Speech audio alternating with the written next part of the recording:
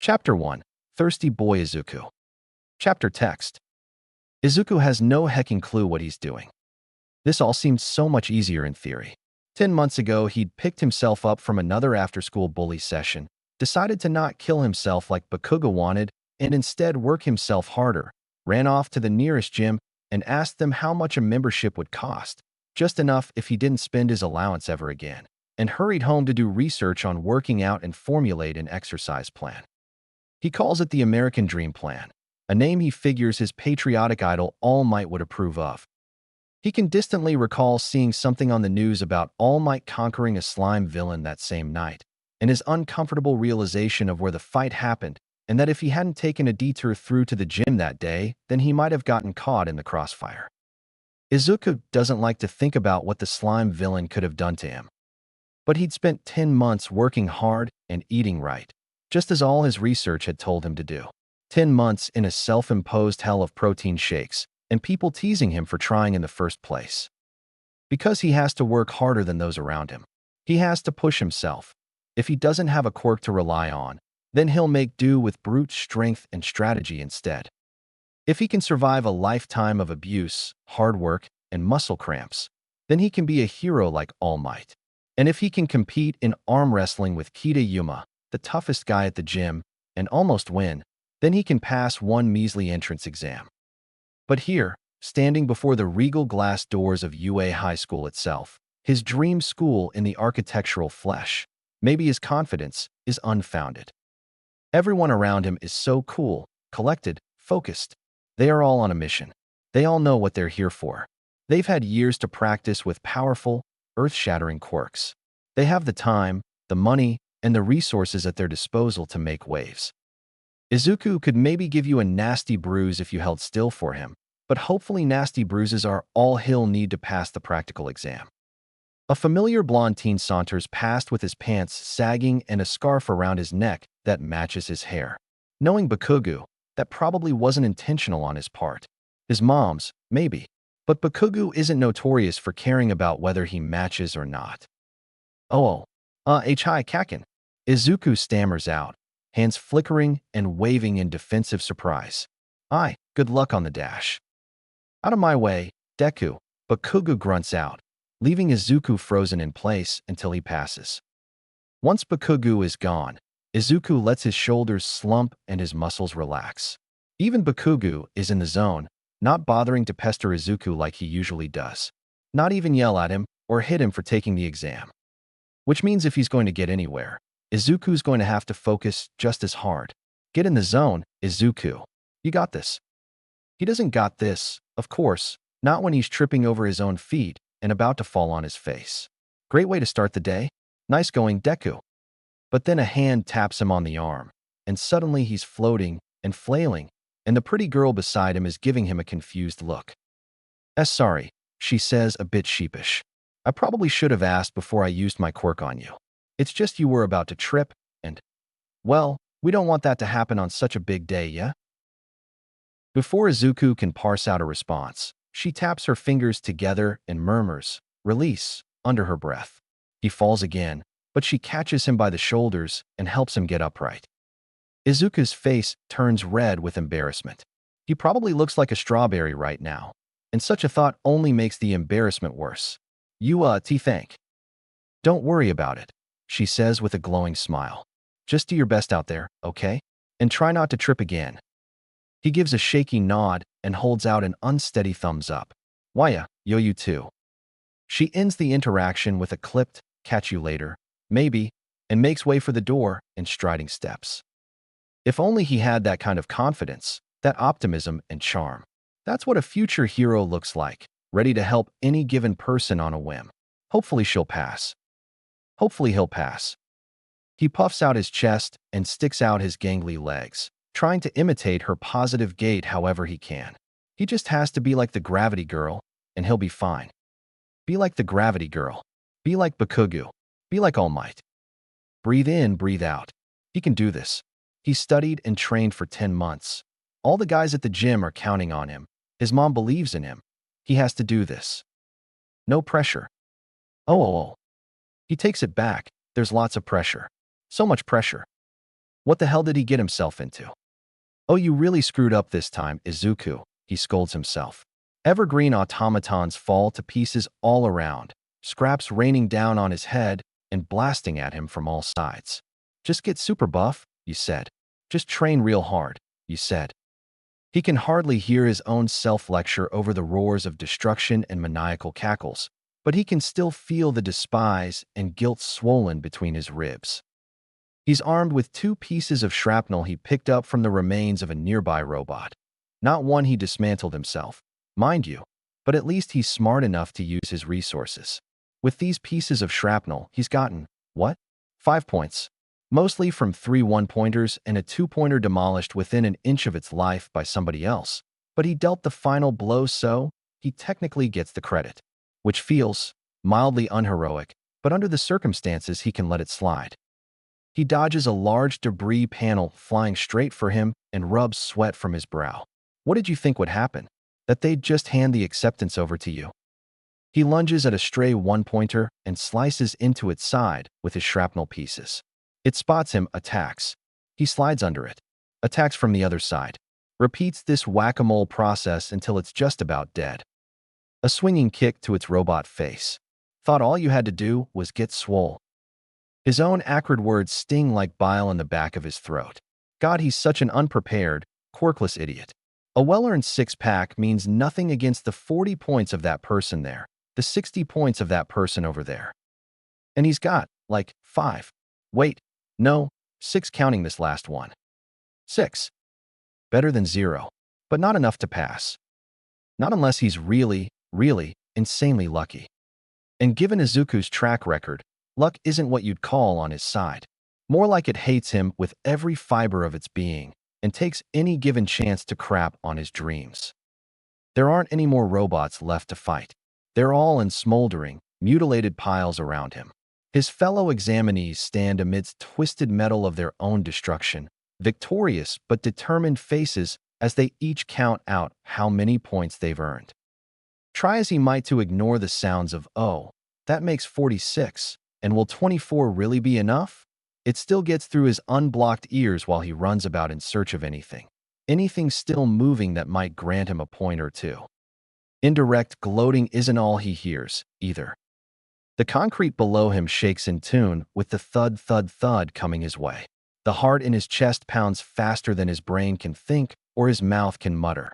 Beyond the tops of skyscrapers, far above the heads of the test takers, is a splay of familiar metallic green. A red laser face turns towards them, clunky limbs slowly trudging their way through the small mock streets, crushing and scraping the sides of any building in its wake, stomping out deep, heavy craters into the concrete ground. The others run. Izuku can't summon the willpower to move. Damn it, Izuku, you've really done it now.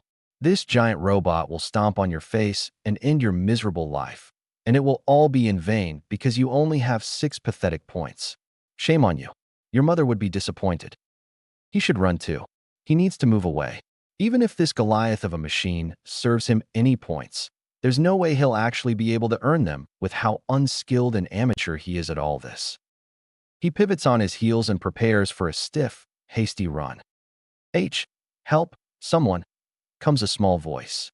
He almost doesn't hear it, almost doesn't single in on the weak words of someone in trouble against the clashing and crashing of chaos surrounding.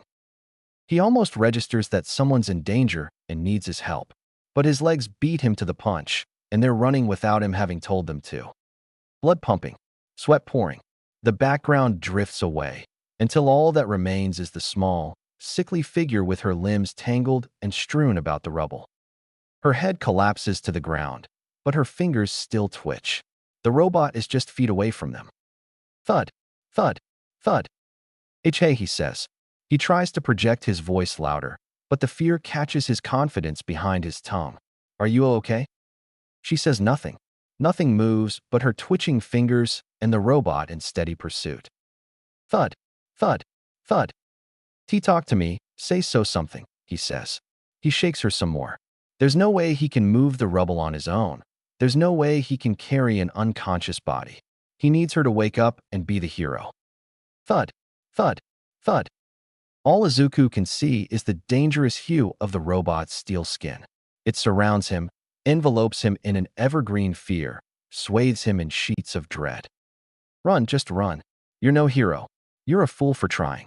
You're the kind of idiot who does something stupid and gets saved at the last minute when All Might swoops in to fix things. What would All Might say if he were here watching?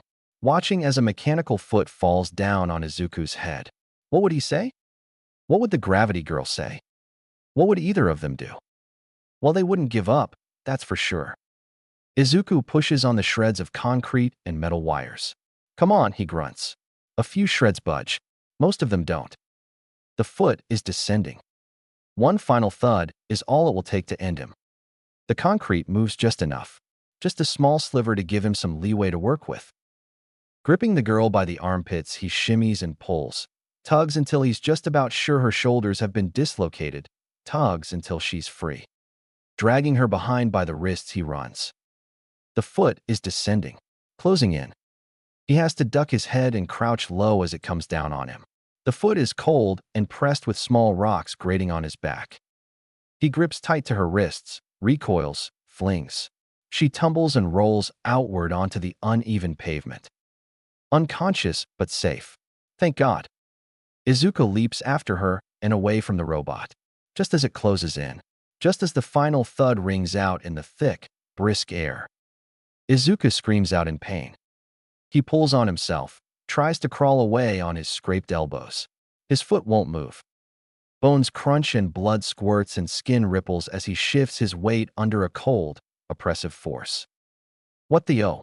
He got his foot stuck under the robot. He mostly escaped, sure, but of course he can't just walk away unscathed now, can he? He's Midoriya freaking Izuku, the universe's favorite punching bag.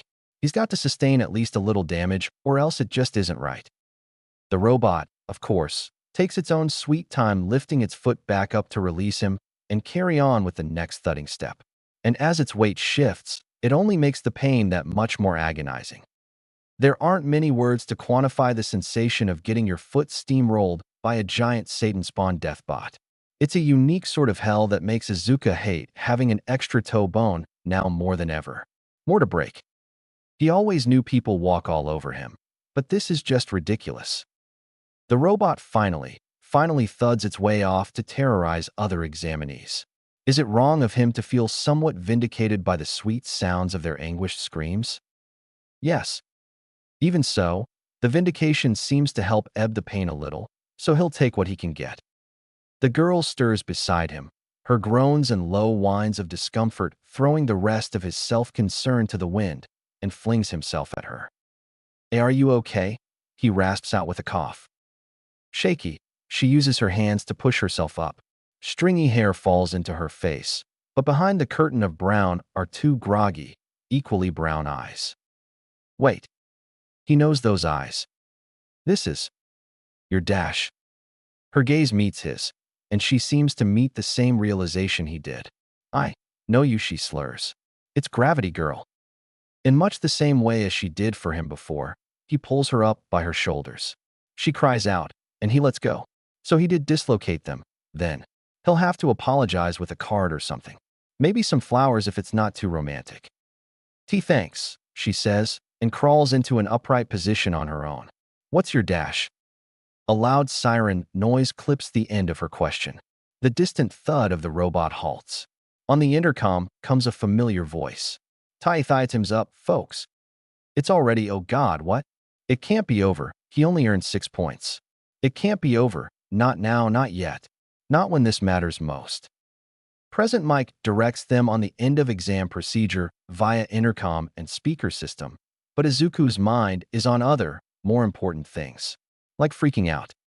The announcement concludes, and sight of Gravity Girl shifting at his side manages to snap him halfway out of his panic. Not fully, mind you, because he is always panicked to some degree, but enough for him to be functional, at least. Thanks for, he says through a cringe.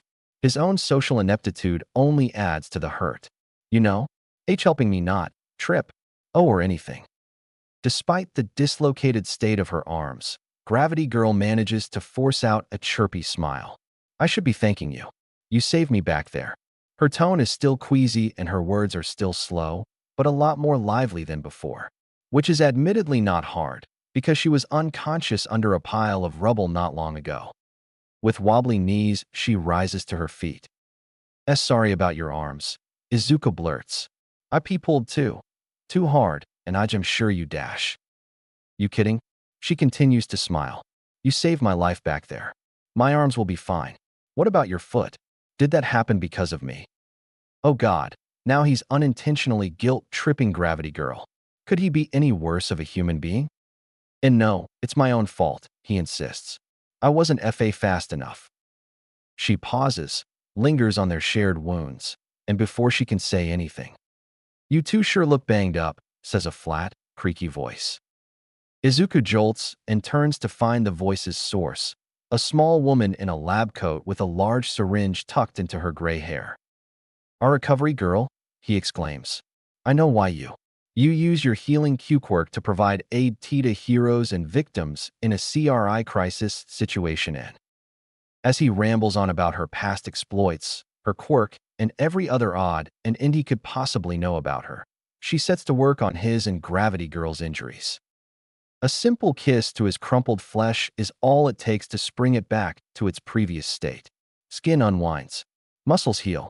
Feeling, the good kind, returns to his toe tips, and a wave of exhaustion racks his brain. Gravity Girl is next once Izuku receives a few candies from Recovery Girl, but she has a little extra to deal with, relocating her shoulders. If Izuku didn't feel bad about causing the injury already, then he sure will after watching a pro hero fix his mistakes. And also hearing the agonized grunts and whimpers and strained shouts as the shoulders are pushed back into place.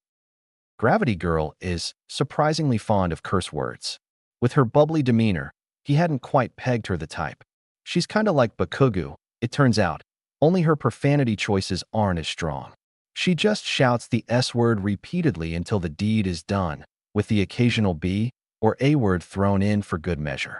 Izuku could swear he also hears a few F-bombs slipped in here and there, but he can't be sure. Recovery Girl berates her for her use of language, to which Gravity Girl justifies as something she only falls back on in times of extreme pain. She promises to watch her mouth in the future. Both of them are healed up and exhausted, and Recovery Girl sends them back to the bus with their hands full of candy. They need the sugar, after all, to regain the energy lost from her quirk. When Izuku gets home, he will write a long passage about what her healing quirk feels like, and then sleep for a year. Izuku and Gravity Girl sit next to each other on the bus ride home, and every now and then he catches people stealing glimpses at the boy dumb enough to run towards the zero-pointer. Oh, so that's what it was. A zero-pointer. So he didn't even get anything from facing it. Heck, I'm Uraraka Achiko, by the way, she says through the Jolly Rancher between her teeth. She holds out her hand, and he shakes it. Midoriya, he replies. Izuku. Midoriya, Izuku. Nice to meet you, Uraraka-san. They stay mostly silent on the ride back to campus, save a fleeting exchange of I hope you passed as they part ways. And Izuku is alone again, with only an orange sunset and a pocket full of candy to accompany him. Oh. Needless to say, Inko is so proud of her baby boy when he comes home from such an exhausting venture. She makes Katsudon just for him, posts all her pictures and well wishes on Facebook for all her friends and relatives to see, and coddles him with blankets and popcorn on the couch as they watch stupid sitcoms together. He's mostly blank-faced through it all. His eyes are empty, his face is flat, he seldom moves or speaks unless spoken to. The only time he acts of his own accord is so he can blow steam at the gym. It's the nerves, she knows, but it's still worrying. A letter comes in the mail after 3 days of a silent. Still, Izuku and part of her is relieved they can get this over with at last.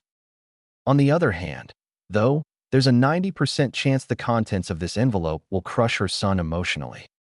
In his catatonic state, she hasn't gotten much out of him, but she's managed to gather that he only scored 6 points.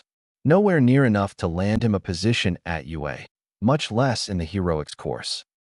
So just to be sure, just to know what she and her darling baby boy are getting into, she takes a peek in the envelope. Not her proudest achievement, to be sure, But she can't just sit and wait for Izuku to come home from another long night at the gym. She needs to know what the letter says, and she needs to know now. So she can prepare her speech, get out the tub of ice cream, pull on her best comforting mother face, and help him through the tragedy awaiting him. Perhaps it's wrong of her to doubt her son, but she can't help it. He's a quirkless boy standing against the best, brightest, and strongest the country has to offer. And he's plenty smart, sure. But even with his work ethic, solid build, and sharp mind, there's no way he could stand a chance against literal superpowers.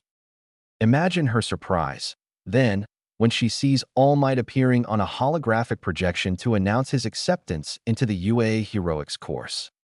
Tears prick her eyes, and a wobbly smile lines her lips. She knows just what she'll say to Izuku when he gets home.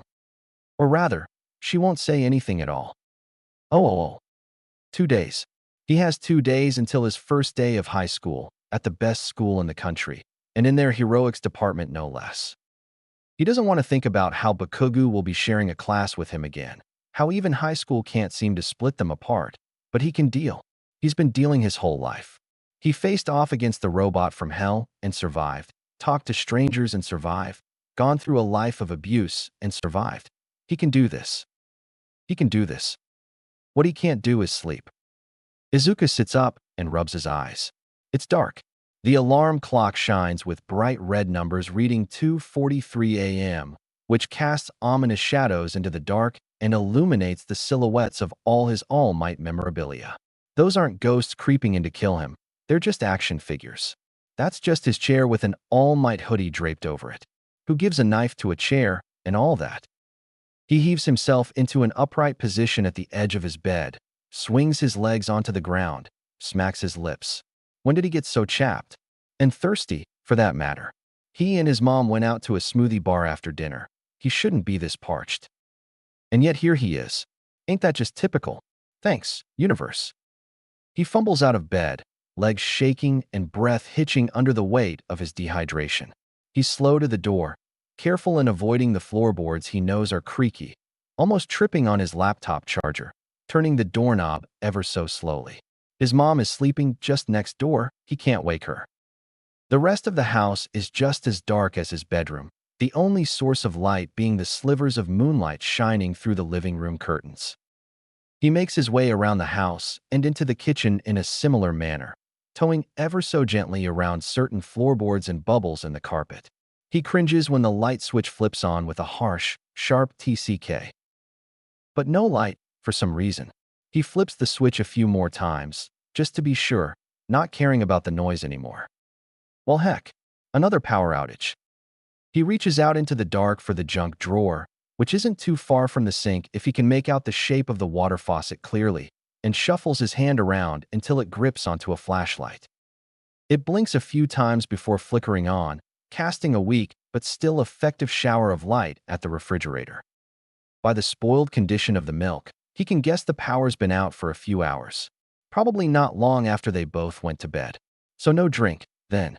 He'll just have to stave off the uncomfortable, queasy thirst for just a while longer. Can soup quench your thirst? Or come close to it? They should still have some leftover soup from the other night. It's not ideal, but it'll have to do. And there's no soup. Damn. Izuku Tetrases the refrigerator contents in search of some kind of liquid, anything really, so long as it has some amount of fluid in it. This level of dehydration shouldn't be normal. Not the kind that scratches and burns up your throat in a way only Bakugo's explosions can achieve, tugging at your esophagus with knives, with each hot breath only nailing you further into your own waterless coffin. Water. Oh, wouldn't that be nice? Maybe he should go and tell his mom about this.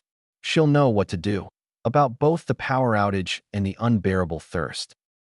But before he can take a step in the right direction towards Inko's bedroom, his hand tingles. It's a blunt, but no less visceral, tingle, consuming every muscle in his hand with a grainy soreness. His fingers clench against his will, curving and solidifying into a firm C shape. Like a Lego hand. Oh God, is he turning into a Lego? He pries at his fingers, grips his wrist, tries to stop this, tries to understand what this is. Grunting, moaning, tugging, pulling, begging the universe to make it stop, make it stop, make it stop. The pain does not ebb or flow, but rather pools into his fingers and swirls in his joints. And then it happens. With a flash and a pop, the tingles go away, just as fast as they arrived. The torrent of sensations dissipates down his wrist until it is no more, leaving only a cold, slippery weight between his fingers. He shines the flashlight on the object now in his hand. It's a cup, a glass, 8-ounce cup with water sloshing inside. The shine of the flashlight bounces off its rim and into Izuku's eyes, causing him to squint, but the cup is still there. Still real, still solid, still water. He doesn't question it at first, just thanks the universe for finally being on his side for once. The water is icy, refreshing, pure. He rushes to gulp it all down. It doesn't cure his dehydration, but it coats the sides of his dry and raspy throat and provides a bit of comfort. And honestly, something is better than nothing. Small graces. But then there's the question, what the hell just happened? Had he, in his desperation, hallucinated it? It has to be, there's no way. Izuku pulls a chair out and plops down at the table.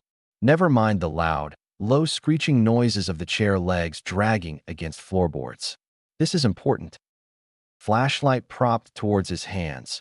With one gripping the wrist of the other with intense fervor, he tries again. He watches and he stares, and he turns his fingers rigid. And nothing happens at first, so he begs. He begs his hand to give him more water.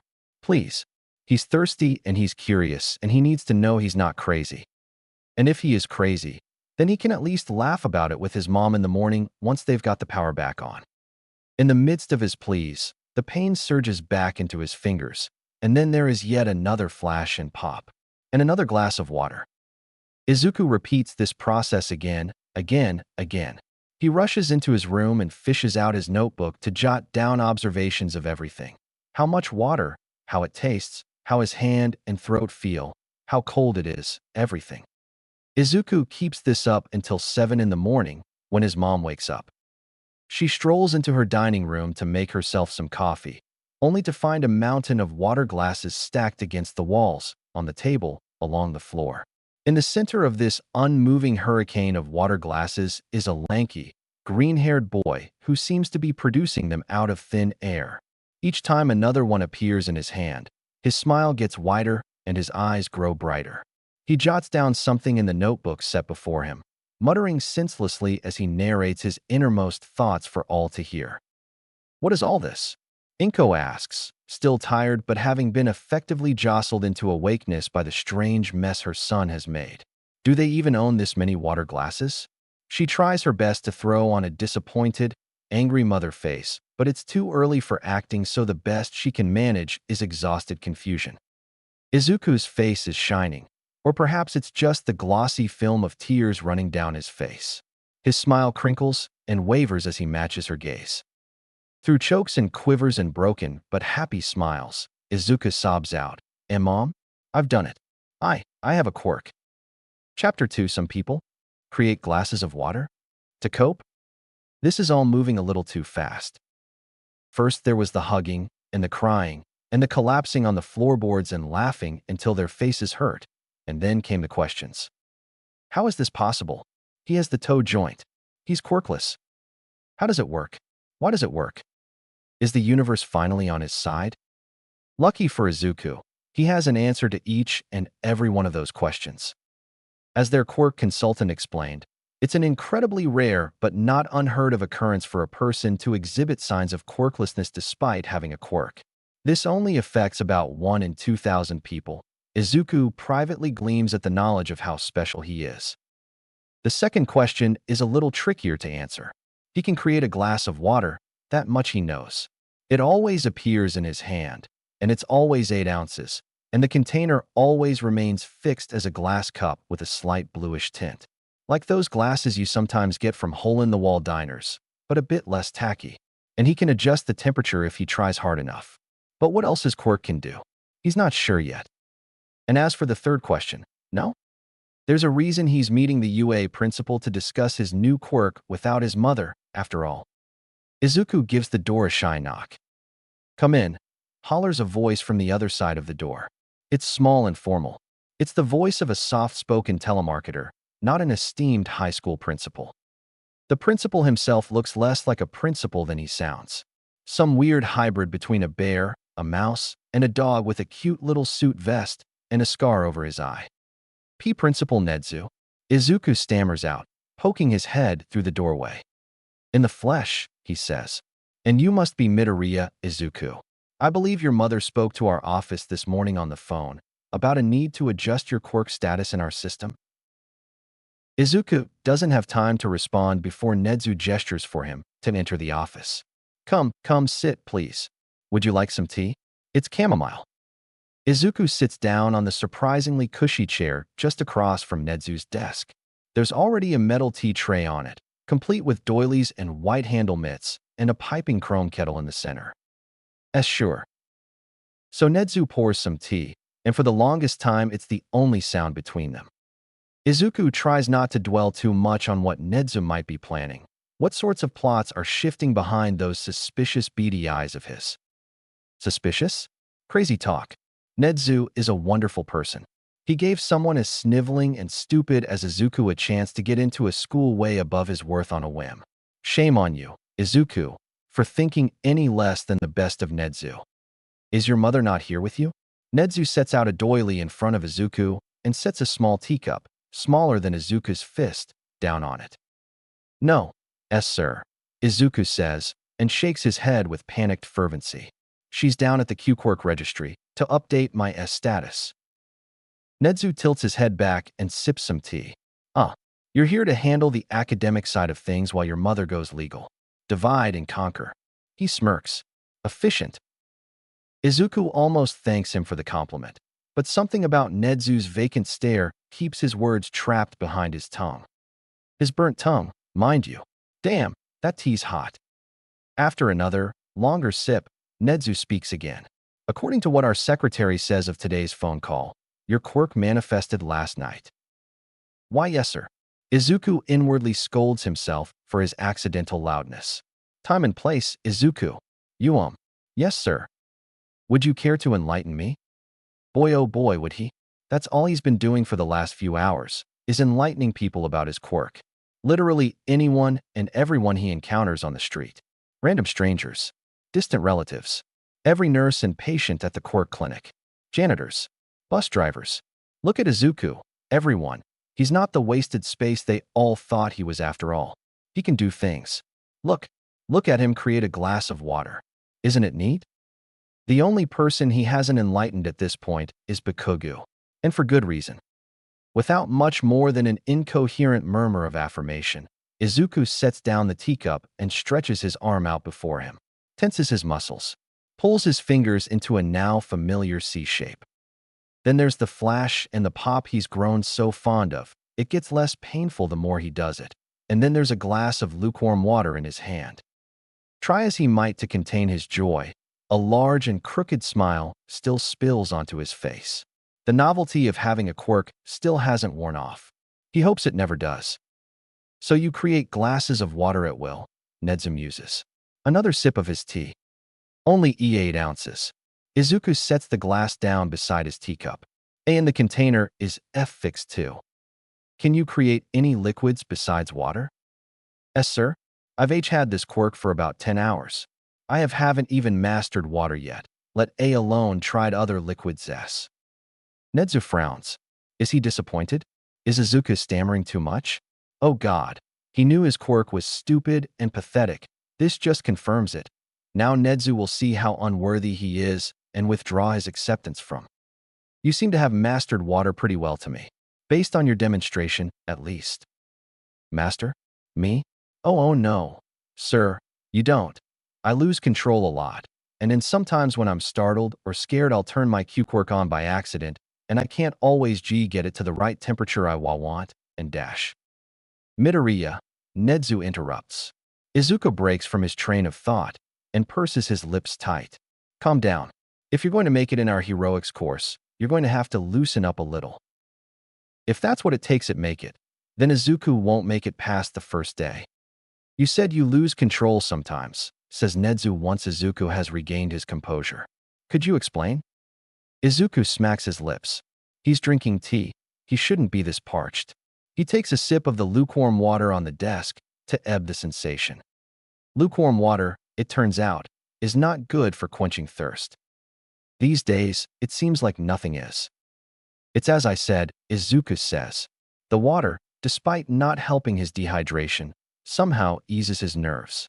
If someone startles me or scares me, I'll spontaneously create a glass of water.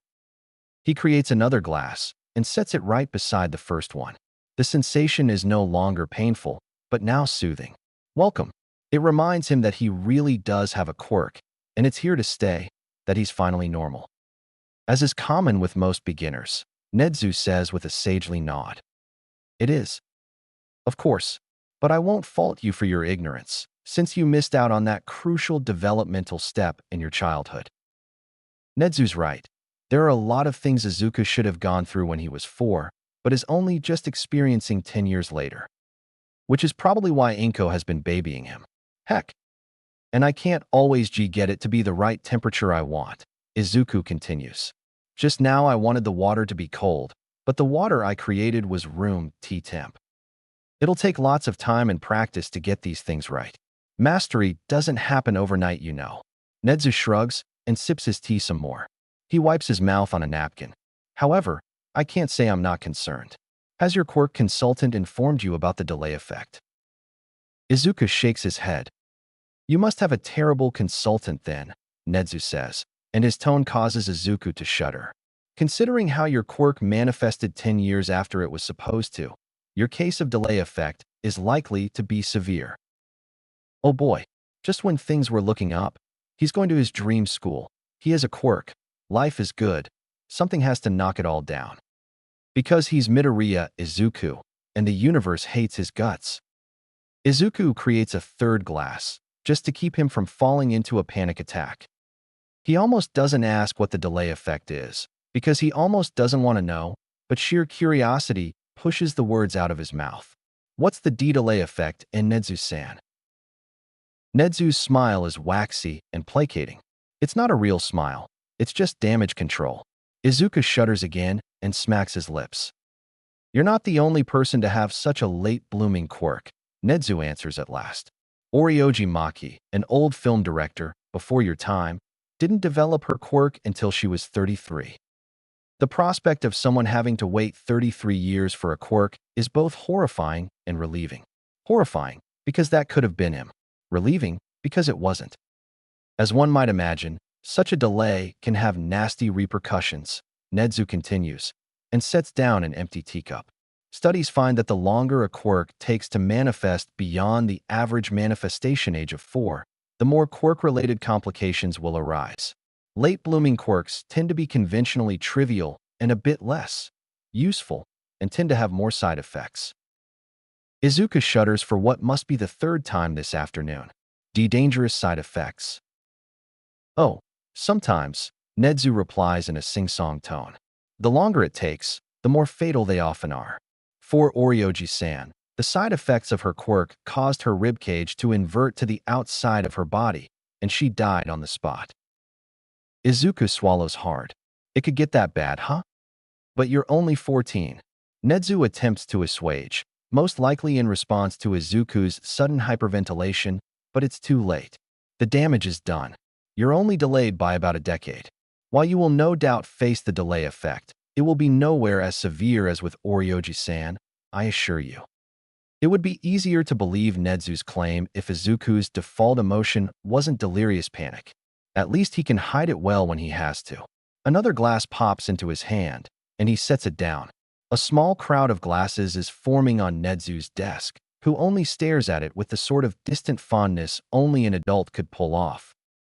Nedzu refills his teacup with more tea, but it's cooled down over the course of their chat. Now, since this is all so fresh, we don't yet know what side effects you will express. Yes? So we'll have to keep a close eye on you. A long, silent sip. I propose fitting you in with one of our dormitories. A glass pops into his hand out of shock. You have dorms? A little-known fact, Nedzu says with a sharp headshake. But yes, they're reserved exclusively for those who live too far away to make a commute and exchange students.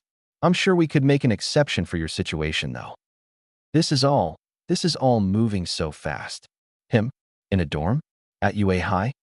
He's got conversational whiplash. First they're talking about his quirk, then about delay effect, then about dormitories. We need to keep you under close watch, says Nedzu. Teacup set aside and hands folded out in front of him. To make sure you don't exhibit any potentially dangerous side effects from your quirk, and what better way than to keep you on campus? Why you dash? Of course your mother will need to give her permission, and I'll have to run it by the school board. But given your circumstances, I'm sure all parties will be in agreement. Does this sound reasonable to you? Dorms. He wants to put izuku in their dorms. Dorms he didn't even know existed. He's been obsessing over UA ever since he knew it was All Might's alma mater. How is he not aware of such a detail? If that's what's bothering him about this of all things, then maybe Izuku needs to recheck his priorities. But dormitories. This could change everything. He'd be not just attending his dream school, but he wouldn't even have to leave. No going home, no commute. Just him and the sweet-smelling wood and walls of his dreams. Never mind the specific reason behind the dorms. Don't think about how it's only to make sure his shiny new quirk doesn't straight up kill him. His chest swells and stars dance in his eyes. Maybe the universe doesn't hate him after all. Yes, says Izuku with passionate haste. That sounds like a good idea to me. Splendid. Nedzu holds out a little cardstock slip of paper. It has his name, occupation, and the UA symbol on it. Have your mother call me later today, so we can discuss this more officially, all right? Oh. None of these bananas are ripe. But we don't even need any, right? Izuku sets the still green bananas back on the rack. Ours didn't go bad. They weren't even in the fridge when the power went out. How many do we have at home? Inko asks. She clicks her pen a few times. 2, I think. Then we should get some, while we're here. Izuku concedes, and pulls the least underripe bunch off the rack, tosses it in the cart, and follows Inko as she pushes the cart down the aisle. The Midoriyas make their way out of the produce section, cart already half full, and they haven't even gotten all the items on their list. Needless to say, they're going to be here a while. Izuku squirms in his red flip-flops and rubs his temples. He starts UA tomorrow. He shouldn't be out grocery shopping at this hour. He should be rolling around in bed, trying to sleep and failing because of nerves. And then there's the elephant in the room Izuku still refuses to address, still burning a hole in his pocket in the form of a folded-up business card. As much as he wants to go into the dorms, the chances his mom will let him are slim. If he explains the reason Nedzu wants him there, she'd sooner swathe him in bubble wrap and never let him leave the house again. Forget going into the heroics course, he wouldn't even be allowed in regular school. Not an ideal way to spend the rest of his life. All the same, dormitories. At UA, if he turns down this opportunity, he'll probably die of regret. That is, if the delay effect doesn't knock him first. Izuku C-shapes his hand, and a glass of water appears as it should. It doesn't hurt anymore, save a distant tingle in his tendons. That, too, will fade with time. It's more comforting than anything. Like an old friend he hasn't seen in years, who he's just catching up with. He drinks the almost ice water, cringes at how the coldness hurts his teeth and gums. Damn, and it still doesn't quench his thirst. Black or kidney? Asks Inko. She holds 2 cans of beans in front of her. Izuku dispassionately points to the kidney beans, and she tosses 4 cans in the cart. They don't need to buy beans, but he's given up fighting it. He sets the empty glass into a messenger bag filled with other empty glasses. Inko had gotten it for him, so he had a place to put all the glasses he created when he had no ready way to dispose of them. He's had it for less than a day, and it's already almost full. Izuku rasps out a cough and applies some chapstick. Fantastic how he's getting a cold right before the most important day of his life. Maybe it's all the cold water. Izuku? Izuku. Inko is snapping her fingers at his face. She's got a worried look in her eyes. What? Oh, sorry, Mom. Lost in thought there for a sec. She frowns. You've been all spacey. More spacey than normal, at least, ever since you got back from your meeting with Principal Nedzu. Did something bad happen? No, nothing. Nothing bad happened. But there was certain talk of bad things to come. and Izuku isn't sure he's alright with sharing the details of those bad things. Not with a worrier like his mom, not when he's still reconciling with the high of having a quirk in the first place. They turn down another aisle, and Inko crosses something off her grocery list. Izuku switches his messenger bag over to his other shoulder and creates another glass. It's hot, boiling, steaming. The heat pierces through the glass and into Izuku's hand. He drops it with a yelp. Glass shatters on the ground. Water spills over the linoleum tiles, and he has to tow away from the growing puddle to keep his flip-flopped feet from getting wet. "Izuku," his mother shouts. "What just happened? Are you okay, sweetie?" She rushes over to grip him by the arms and scan him over for injuries. "Jay just made it a bit too hot, sorry." Izuku stammers out, still in shock. Of course it's just his luck to finally get a quirk, only for him to be unable to even control it. Not like controlling it would do much good anyways. What's he gonna do? Hydrate criminals to death? He should quit this whole heroism thing while he's ahead. People like him often become villains. People who wanted to do good, but got shot down by circumstance. Izuku's a victim of en masse bullying, prejudice, abuse, and now a faulty and trivial quirk. It's the perfect villain backstory. He doesn't really want to be a bad guy, but hey, it worked out for Megamind, didn't it?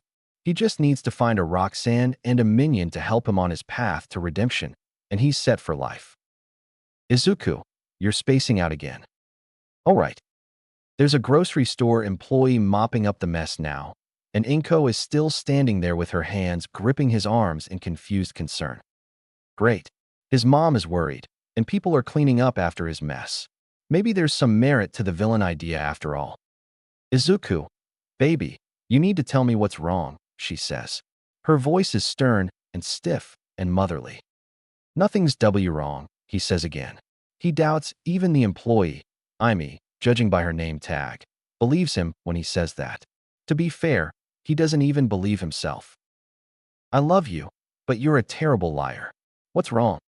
Now Aimi and the person on the other end of the aisle, an old man with a lobster mutation quirk, are both watching, waiting to see his response. "So the universe does hate him, then?" "Nedzu-san mentioned something," Izuku says. His voice is croaky from a thirst he can't seem to cure. "Delay effect." Inko puts a hand over her mouth, and her sickly gasp tells him she knows exactly what it is. "Oh, baby, I hadn't even thought about. I've been so wrapped up in all this quirk business, I forgot all about the delay effect." "So you know what it is then?" "Of course. I studied to be a quirk consultant before I became a mom, after all." "All right. She had to quit college when she gave birth to him. Not a guilt trip at all.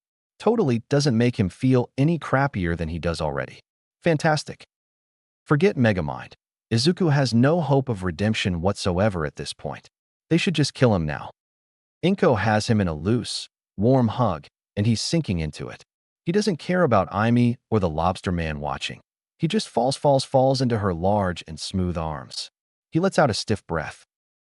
"I'm so sorry," she says, and he repeats her words back at her. "Have you seen any side effects yet?" "None." "Good. Why didn't you tell me?" I thought you'd take me out of UA." She kisses his hairline and whispers, "I won't, baby. I promise. I know how much this matters to you." Izuku buries his face into her shoulder. He should stop crying. It'll only make his dehydration worse.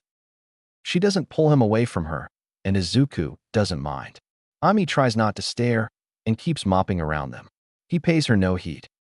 Izuku reaches into his pocket, eyes still closed to hold the tears back, and shoves the business card into her hand. "What's this?" Now is when she pushes him away, but only to look at the paper. "He wants to put me in their dorms," says Izuku. He hugs his arms and squeezes tight. "To keep an eye on me, make sure I don't show any serious side effects." "And I take it he wanted me to call him to discuss the matter?" Izuku nods. His eyes are still closed, and his body is slumped. Muscles relaxed but still tense, expression flat but not at ease. He stands and wavers alone in the grocery aisle, swaying to the breeze of his unfulfilled desire to be held in his mother's arms again. It was so nice, so comforting, like the sensation of creating a glass, but all over his body instead of just in his hand. But he doesn't ask to hug her again, because it's stupid, and because he's being melodramatic, and because he needs to be strong. He wants to be a hero. He needs to start acting like it. Heroes aren't weak. I'll talk to him, says Inko, when we get home. And then she pulls him into a hug again. It's just like the last one. Startled by the sudden gesture, Izuku accidentally creates a glass by surprise. It shatters to the floor. Wet feet put the hug to an abrupt end, almost as abrupt as it had began. Ami stifles a groan and moves over to clean up the new mess. Inko laughs and ruffles his hair like she used to. How'd I get such a clumsy son? Izuku wipes his eyes, opening them at last. His face feels hot. He moves to push the cart and gives Ami an apologetic look before turning to his mother. You're one to talk. Didn't you drop me on my head when I was little? Hey, that was an accident. I was looking after your cousins that day. You tried juggling so many babies at once. They both laugh, and Izuku can almost see the lobster man smirking at them as he passes. It takes almost all night, but they do get all of their grocery list crossed out. They have about 20 grocery bags, most of which Izuku has to carry. He spent 10 months hitting it hard at the gym. This should be no sweat, right? Wrong. Izuku is still a total wimp. But laughing at his ineptitudes seems to help break up the emotional tension, so he sucks it up. Izuku creates 5 more glasses of water on the silent bus ride home and goes on a long-winded tangent about his Quirk's properties to the old woman unfortunate enough to have sat next to him. They stumble through their front door after 10 at night. A note on their counter from the apartment maintenance staff tells them the power is back on, and they hold a minor celebration once all the groceries are tucked away. It's a task harder than he thought it'd be, but it makes sense considering just how much they had bought. No, Mom, they don't need more goldfish. They have like 2 boxes already. They celebrate with popcorn and blankets in front of the TV, watching the evening news. At 11, Izuku yawns and says he's ready to hit the sack. He asks if and when she'll call Nedzu, and she tells him not to worry about it. Izuku worries in spite of this. He does not end up sleeping like he had intended, instead spending the whole night pacing in his room and creating glasses of water while panicking. Will she call him? What will she say? Will he end up in the dorms? What are the dorms like? Oh God, he's really going to UA. Will his classmates like him? Will Bakugo keep beating him up? Will the delay effect be a problem? Is he okay? Is his quirk cool enough? What can he do with A? Turns out he's been panic rambling all of his worries out loud, and at 1 in the morning his mother finally tells him to be quiet and go to sleep. Oh. The phone call comes at 11:32 p.m. Most people would be upset at such a late call, but not Nedzu. In fact, he's been waiting for it all day. It comes not as a late-night curse, but as a relief to his long-drawn impatience. Well, impatience isn't quite the word. Nedzu can be very patient when he wants to be. But such an exciting case such as this has him antsing in his seat. A person who didn't manifest their quirk until they were 14? Attending his school? It doesn't happen every day. He can't wait to watch and see every step of Midoriya's journey. If only time could go faster. He has already considered employing his good friend Night Eye to look ahead into young Midoriya Izuku's future, but where's the fun in that? Midoriya Inko-san, I presume? Yes, comes the voice on the other end of the line. Why, you must be Nedzu-san. But how did you know it was me? She sounds a lot like her son, in more ways than one. The main difference, though, is that she exudes quite a bit more confidence than Izuku, and her words come out much clearer. Where Izuku panders, Inko gets straight to the point. Nedzu likes Izuku, but he gets the feeling he'll like Inko even more. You're the only person I'm expecting a call from right now, he says. Oh. Nedzu is sitting on the front porch of his house in a magenta robe and an antique radio quietly playing smooth jazz at his feet, swinging back and forth in an old rocking chair his neighbor gave him. It's too cloudy to see the stars, yet he has his telescope out on the off chance he might see one. He leans down to turn off the radio. I take it your son informed you of the situation. Why, yes. Have you fixed his status in your system?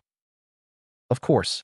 We couldn't call ourselves a prestigious school without everything up to date and in perfect order, could we? Why, yes. I suppose so. She's hesitant about something. Contemplative. Questioning. Most likely about the yet unspoken matter at hand. Now is the perfect time to bring said matter to light. But this isn't what you're here to discuss, Nezu says. Is it? Her queasy yet affirmative pause says it all. Ah, yes. The moment of truth is finally here. He tries his best to reel in his excitement, but a small hint of giddiness still slips into his voice. And have you made a decision? As a mother, Inko says. Most voices sound small through a phone speaker, but Inko's is brimming with firmness and maturity. The idea of losing him to a side effect of his own quirk, it terrifies me. As I imagine it would to any good parent would. Being a literal lab experiment, relations with his own parents is testy, so Nezu isn't all too knowledgeable about parenthood.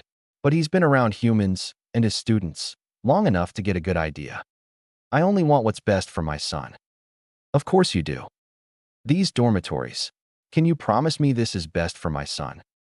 Without hesitation, Midoriya-san. We will take good care of him here and inform you the moment any side effects present themselves. She's going to say yes, he just knows it. He's known she would approve since he proposed the idea in the first place, but it's still invigorating to see a plan come together. All right, I suppose I can allow this. When does he move in? Nezu's already thought up these details, set out an intricate chart of every possibility, every action, every reaction. He tells her, just as it says on the chart, that Midoriya can bring his things in before school on the first day, and that they'll move him in once classes are over. They're currently all full, so until they can build a spare room for him, he'll have to have 2 roommates instead of 1. Inko insists it isn't worth the trouble, as he suspected she might, and she tells him they don't need to go about and build an entire room just for her son. Nezu tries to say it really is no problem, but she doesn't want them to be too much of a burden on the school. It's only temporary. Anyhow, they don't know how temporary, just that he won't be in the dorm forever. The phone call ends, and it's 12:46 a.m. Some of the clouds have cleared, granting him a few sparse glances at the stars above. But it's late, he's admittedly a little tired, and has some important days ahead of him, so he concedes to save stargazing for a clearer night. It's simply delightful when a plan comes together. But there's just one factor, one wild card, that Nezu can't quite determine or account for.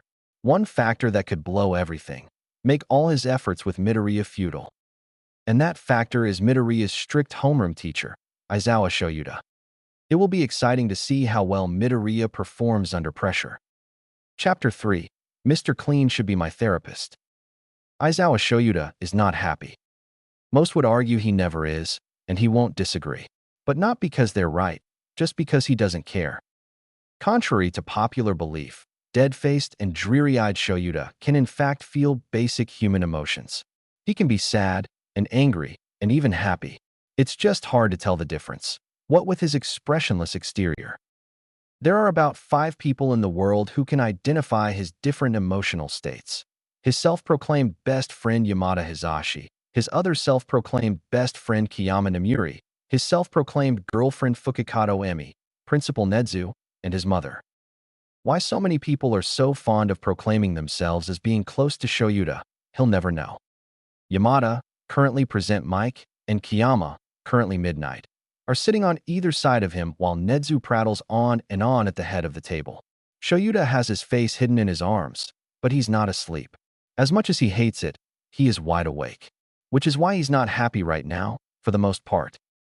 Most of the time meetings are so boring he can catch a quick nap and almost get a healthy amount of sleep before school starts. But this meeting just has to be interesting enough to keep his brain firing against his will. It's all might this, all might that. Emergency protocols if he runs out of quirk juice, substitute system for if he can't teach a class. The entire discussion is dominated by proper procedure for babysitting all might. And for some reason, it's captured his brain's attention. Just go to sleep already, idiot. But he can't sleep, as hard as he tries. Through forced yawns and closed eyes, nothing seems to work. Any questions? Nezu asks. A beat of silence passes before he continues. Splendid. Now, let's move on to the next point of discussion, shall we? No one has any chance to object or get a word in before Nezu carries on speaking. Most of you are unaware, since this was a last-minute decision I made on my own, Nezu says in a grave, apologetic tone. But we will be housing 61 students in our dormitory this year. Do we even have the space for an extra? 13 asks. From the distance in their voice, Shoyuta can guess they must be sitting on the far end of the staff room. One student per bed, 2 beds per room, 30 rooms in total. Meaning we don't have enough for more than 60 students, or we'll max out. I understand, says Nedzu. I offered to construct a new room just for him. It's well within our budget, but his mother insisted against causing undue hassle. So while it's far from luxurious, we agreed upon situating him with an air mattress on the floor of room 29. He moves in after school, lets out this afternoon. A voice from his left speaks up, midnight. Couldn't you just evict one student from the dorms to make way for this new kid, if he's so important? Those other students need the dormitory just as much as he does, Nedzu hums in reply. Shoyuta can't see why anyone even debates with Nedzu about these things anymore. They all know how smart he is. I can't just kick one person out in good conscience. If I might ask, Dash comes in a newer voice. It's deep and gravelly, and after everything they've discussed this meeting, Shoyuta has long grown tired of hearing it. But since All Might is teaching this year, Shoyuta will have to learn to get used to the sound of his voice. What makes this student so important you need to overflow the dorms just for him? I'm getting to that point, All Might. Nedzu chuckles a little, mostly to himself. His name is Midoriya Izuku. Wait, Midoriya. He knows that name from somewhere. Why does it sound so familiar? You may know him as the boy who got admitted into UA without a quirk. He's a student of the 1A heroics class. So this kid is one of Shuta's students. That's why he remembers the name. Oh damn, that kid was intense, says Present Mike. Why must he be so loud? Shoyuta puts his hands over his ears, and he can still hear him, swooping in and saving that girl like he did. Is something wrong with him? Comes the old, but in no way frail voice of Recovery Girl. A pause. Nedzu sucks in his breath, but only Shoyuta notices. He's the only one listening close enough. If it's such a big deal that even Nedzu's quaking in his boots, then there's no way Shuta's falling asleep now. I trust you are all familiar with the concept of late-blooming quirks. A few silent murmurs of affirmation. Yeah, Shuta's heard about them here and there. Nothing too in-depth, because he's never needed to know. Wait, he sees where this is going. Don't tell him. On Saturday, at 2 in the morning, Midoriya manifested a quirk. Of course, because no class would be complete without a problem child who can't control his own power. Happens every year. He should really start anticipating this in his lesson plans from now on. Perhaps Shoyuta should just save himself the trouble and expel this kid preemptively. With a quirk so new, he'll probably end up having to expel him sooner or later anyways. But he won't, of course. He recalls Midoriya showed exceptional potential in both parts of the exam, and Shoyuta has a firm belief in giving everyone the opportunity to show their best effort. It's probably wrong to wish for a student to fail before he's even met them, just so he doesn't have to worry about them in the long run. But Shoyuta is here subconsciously wishing anyways. So you have him on campus to make sure he's not a liability to himself or anyone else, Snipe muses. That's right. It's safer to keep him under the constant protection of pros in the event of a worst-case scenario. So it's a good thing he's in Eraserhead's class then, says Cementos. Precisely. I just hope he doesn't go expelling Midoriya on the first day. No promises, Shoyuta grumbles through his sleeve. This garners a loud round of laughter from his colleagues, and Shoyuta must pull his arms over his ears to block out the noise. This achieves nothing, because their roaring laughter still pierces his brain. Thanks a lot, Present Mike. Well, what's the quirk? 13 asks. It's registered as drink service, says Nedzu. There's a delighted purr in his voice that says he's excited about this. That poor kid will probably end up as Nedzu's personal experiment, if he hasn't already. He can create 8-ounce glasses of water. We don't yet know what other liquids he can create, or any other limitations and abilities. A pause. All due respects, Midnight says. She sounds like she's stifling a chuckle behind her hand. But that's the late-blooming quirk we're all so worried about. The quirk he needs to be in the dorms to protect him from. Present Mike, as well as a few other teachers, is a lot less subtle about his laughing. Or maybe it's that he can't be subtle, because of how damn loud he is all the time. Well, quirks do tend to be less conventionally useful the longer they take to develop. Snipe offers. But even he's having a hard time containing himself. And I hope you all haven't forgotten, Nezu adds, his tone chipper. About Oryoji Maki. Oh, there's the kicker. Oryoji Maki, the most notorious late-blooming Quirk case to date. It's good Midoriya's Quirk manifested when it did, or he may end up just like her, but it still presents some concerning risks. He probably won't get it as serious as she did, but they'll have to keep a close eye. Oryoji Maki had a pathetic Quirk as well, and look what happened. Who knows what literal glass could do to him? By the way, all the air has sucked out of the room. Either 13's having some fun with their Quirk, or everyone else came to the same realization Shoyuta did. Then Present Mike breaks the tension with something stupid and funny that's got everyone laughing again, and the meeting picks back up with a handful of other discussion points. Shoyuta does not get a single drop of sleep in all this time. Maybe if he pretends to be asleep, then it'll actually happen. So he keeps his eyes shut, his breathing slow, and his muscles relaxed. Hopefully he'll get lucky and actually fall asleep for real. The meeting concludes, and he does not succeed in his efforts. But he's 20 minutes into this fake-it-to-make adventure, and he's no quitter. It makes it harder on Present Mike and Midnight to wake him up, and they end up having to drag him out of the conference room by his sleeping bag, but whatever. They need the workout anyways. Can't have them slacking off on leg day or arm day, just because they're teachers. It's a pain getting dragged up flights of stairs and down slick marble hallways, especially by the most obnoxious teachers at UA, sans All Might and his pompous showboating. But again, he's in too deep, and there's the small concern worming in the back of his mind that if he opens his eyes, then all his progress towards slumber will be for naught. He just has to keep this up until class begins.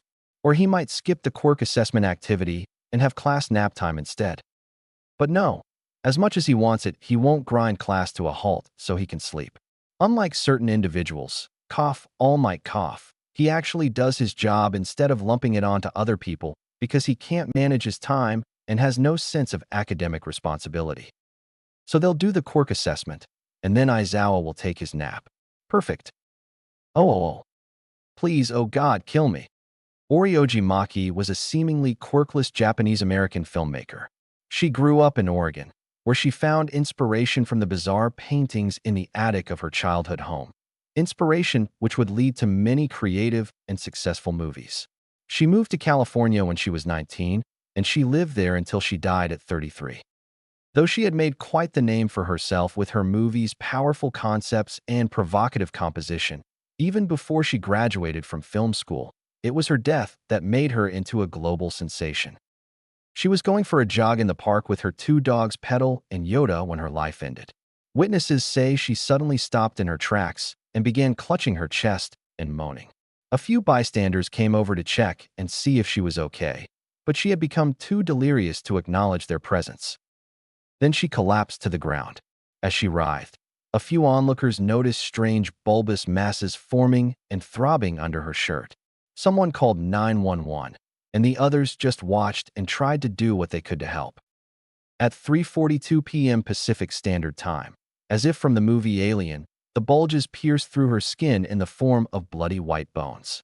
Her ribcage had expanded and emerged through her chest. A 13-year-old bystander named Melanie Clark took a video of the ordeal.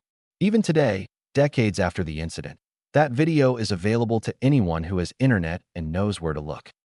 Most people believe she died on the spot, killed the moment her ribs popped out and squirted blood all over the sidewalk. But the video, all 22 minutes of it, proves otherwise. The paramedics didn't arrive as fast as they should have.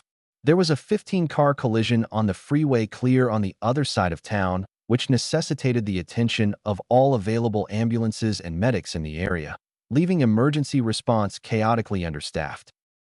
So Oryoji would have to sit and suffer while she waited for help that would never arrive in time. After about 4 minutes of gushing blood and screaming, Oryoji began to speak. Everyone who was present agreed they would have preferred if she had stayed silent. Please, oh God, kill me. And the majority of the video carries on like this, with Oryoji screaming, begging, for her pain to be relieved by death, blood continuing to pool on the sidewalk and ribs continuing to slowly shift about in her chest. It isn't until timestamp 1903 when one of the bystanders decides to take action and put her out of her misery. This happened in America, so it isn't surprising someone would just so happen to have a gun on their person, but that doesn't make the scene any less brutal. The video ends with a final image of a dead and bloody Oryoji Maki, now with a crisp bullet hole straight through her forehead. Please, oh God, kill me. The bystander at fault, off-duty cop Roy Travis, had a good lawyer who managed to get him off with just a 3-year sentence. He'd saved her from her pain, after all. He was a hero. No one knew what had killed her. Bioterrorism? Government experimentation? Hate crime? Aliens? After months of panicking, protests, and social upheaval, America finally got the answers it was looking for. Those answers came in the form European Quirk researcher Ulrich Volger, who was brought in to ascertain whether the cause of death was Quirk-based. It took him 2 weeks to reach a satisfactory but unbelievable conclusion. Oryoji Maki wasn't quirkless after all. Her quirk, now called inverted ribcage, was a grotesquely mutated version of her mother's bone manipulation quirk. What happened in the park was simply her quirk manifesting after 33 years. Thus prompted the discovery of late-blooming quirks and the delay effect. Volger wrote award-winning books on his findings, became an icon within the scientific community, and everyone got their happy ending. Everyone except Oryoji Maki, of course, who's been dead for decades. Please, oh God, kill me. Izuku puts his phone into his pocket and rubs his eyes. Just because a video is online doesn't mean you need to watch it. Every time he closes his eyes, that image of Oryoji with her ribs hanging out and a hole in her brain stabs into his eyelids. Great. Now Izuku will have blood staining his dreams for weeks. Can you clean out mental image blood like regular blood? Can you just pour bleach in your eyes and forget whatever horrifying images you just saw? Is there such a thing as OxyClean for your brain to help get the tough trauma out? Where is Mr. Clean when you need him? That should have been Izuku's quirk. Mind bleach. At least then he'd have an actual practical use for it. But here he is, incapable of doing more than creating an 8-ounce glass of water. 8 ounces. And it doesn't even hydrate him. Well, at least he's close to the UA campus. Then he can let classwork scrub the sounds of Oryoji's screams from his ears. Just a few more minutes now, and the train will arrive at his stop. And then he can get off and occupy his mind with things like dorms and classwork and staying off of Bakuga's bad side.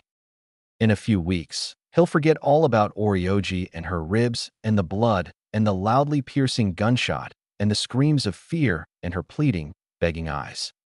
Please, oh God, kill me. Wow, this is a lovely bus, isn't it?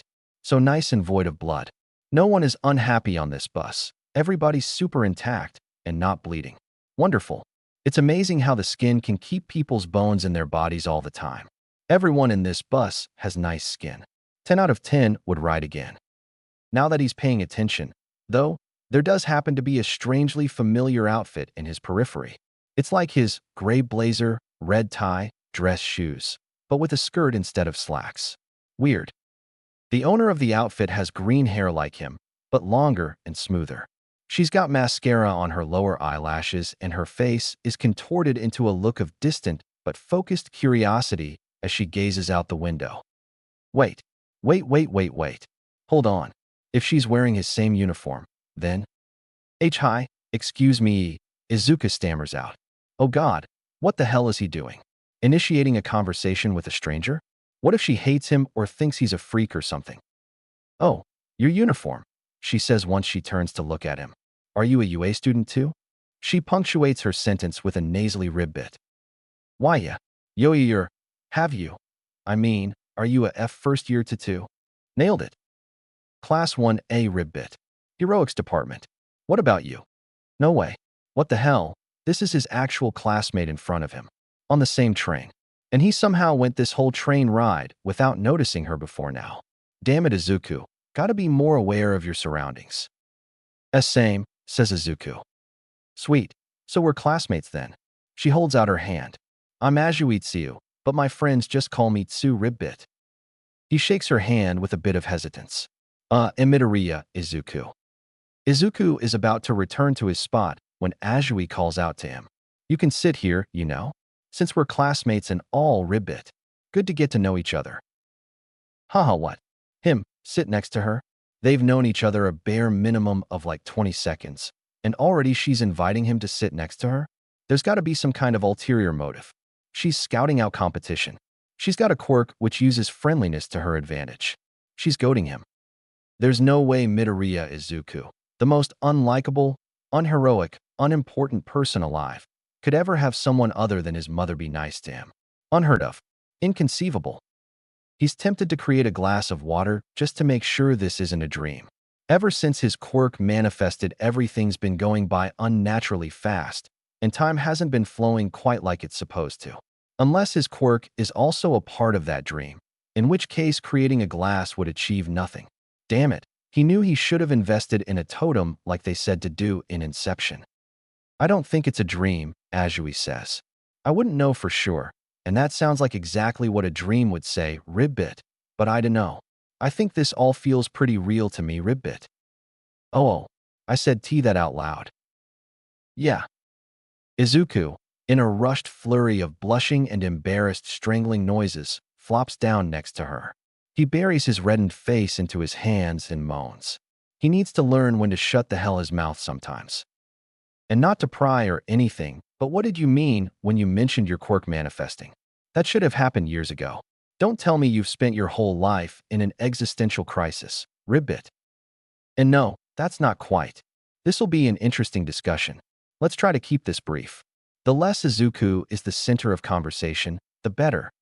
My quirk just manifested the other day. Saturday morning. She sucks in her breath and cringes. Ooh, that's rough, Ribbit. I've heard about that sort of thing before. Late bloomers, right? My cousin didn't manifest her quirk till she was 9, Ribbit. But don't sweat it too much. Quirks aren't that hard to master, Ribbit. Huh, she sure ribbits a lot. She must have some kind of frog-related quirk then. Does she ribbit out of compulsion, habit, or by choice? But why would she ribbit by choice? Would it qualify as a speech impediment like a stutter? Does she have to go to speech therapy? Do you even need speech therapy if it's quirk-related? Maybe he should get speech therapy for his stutter. But then again, his stutter is more about nerves than anything. Sounds like you just need regular therapy, Azui says. To get over your nerves, that is, ribbit. Oh, WSITH thinking out loud again in. She nods. So sorry. No, it's fine. It get that all the time, ribbit. She pulls a stray lock of hair behind her ear. But to answer your questions, kinda. Kinda. Yeah, kinda. I do, and I don't need speech therapy, ribbit. I don't have follow. A sigh, but it's more patient than annoyed. When I was a kid, they took me to speech therapy to get rid of my ribbit. But when I got older, I realized I didn't really mind it all that much, ribbit. It doesn't impede my speech at all. Really. It's all part of my quirk, anyways. You'd have to get rid of my quirk to get rid of my ribbit. It's a part of me, ribbit. A part of her. If only he had that kind of harmony with his own quirk. Imagine just being at peace with its existence. Not constantly worrying about the delay effect, or creating water of the wrong temperature, or just general paranoia. Please, oh God, kill me. Maybe Azui is right about therapy. He might see if Yue has a counselor he can talk to. So if I may ask, Izuku begins. What is wire quirk? Frog, she says. That's literally all there is to it. I have all the characteristics of a frog. I can stick to things, stretch my tongue out, the whole 9 yards, ribbit. Izuku doesn't know when he pulled out his notebook, but he's already scribbling down notes and mumbling to himself about all the combative and functional uses to her quirk, as well as possible drawbacks. Ideal conditions, weaknesses, everything. And for once, it seems like Azui is actually listening to his mumbles. She can't keep track of all that he says, not even Izuku can, but it seems like she's paying attention for the most part, cataloging his scrutiny for her own use later on. Like his opinions and analysis actually matter to her? No one's ever done that before. Will all his classmates be this nice? He sure hopes so. Oh. They spend most of the train ride talking about Azui's quirk, with Izuku agreeing to share his notes with her when they have the time. The commute almost doesn't feel as long as it is thanks to the company, because before he even realizes it, they're already at their stop. They're the only 2 people to get off here, and then it's a quick 3-minute jaunt to the campus itself. More talking, But now they've moved on to speculating what sorts of things they'll be facing this year and what the heroics course will be like. They theorize, share anecdotes, laugh. It's nice. Nice to talk to someone who doesn't hate his guts or think he's some kind of freak. Above all, nice not being bullied for once. Is this what friendship is? As the conversation rolls on, he gets more and more comfortable, until by the end his nervous stammer is almost entirely replaced by friendly babble. The campus is large, foreboding, and glassy.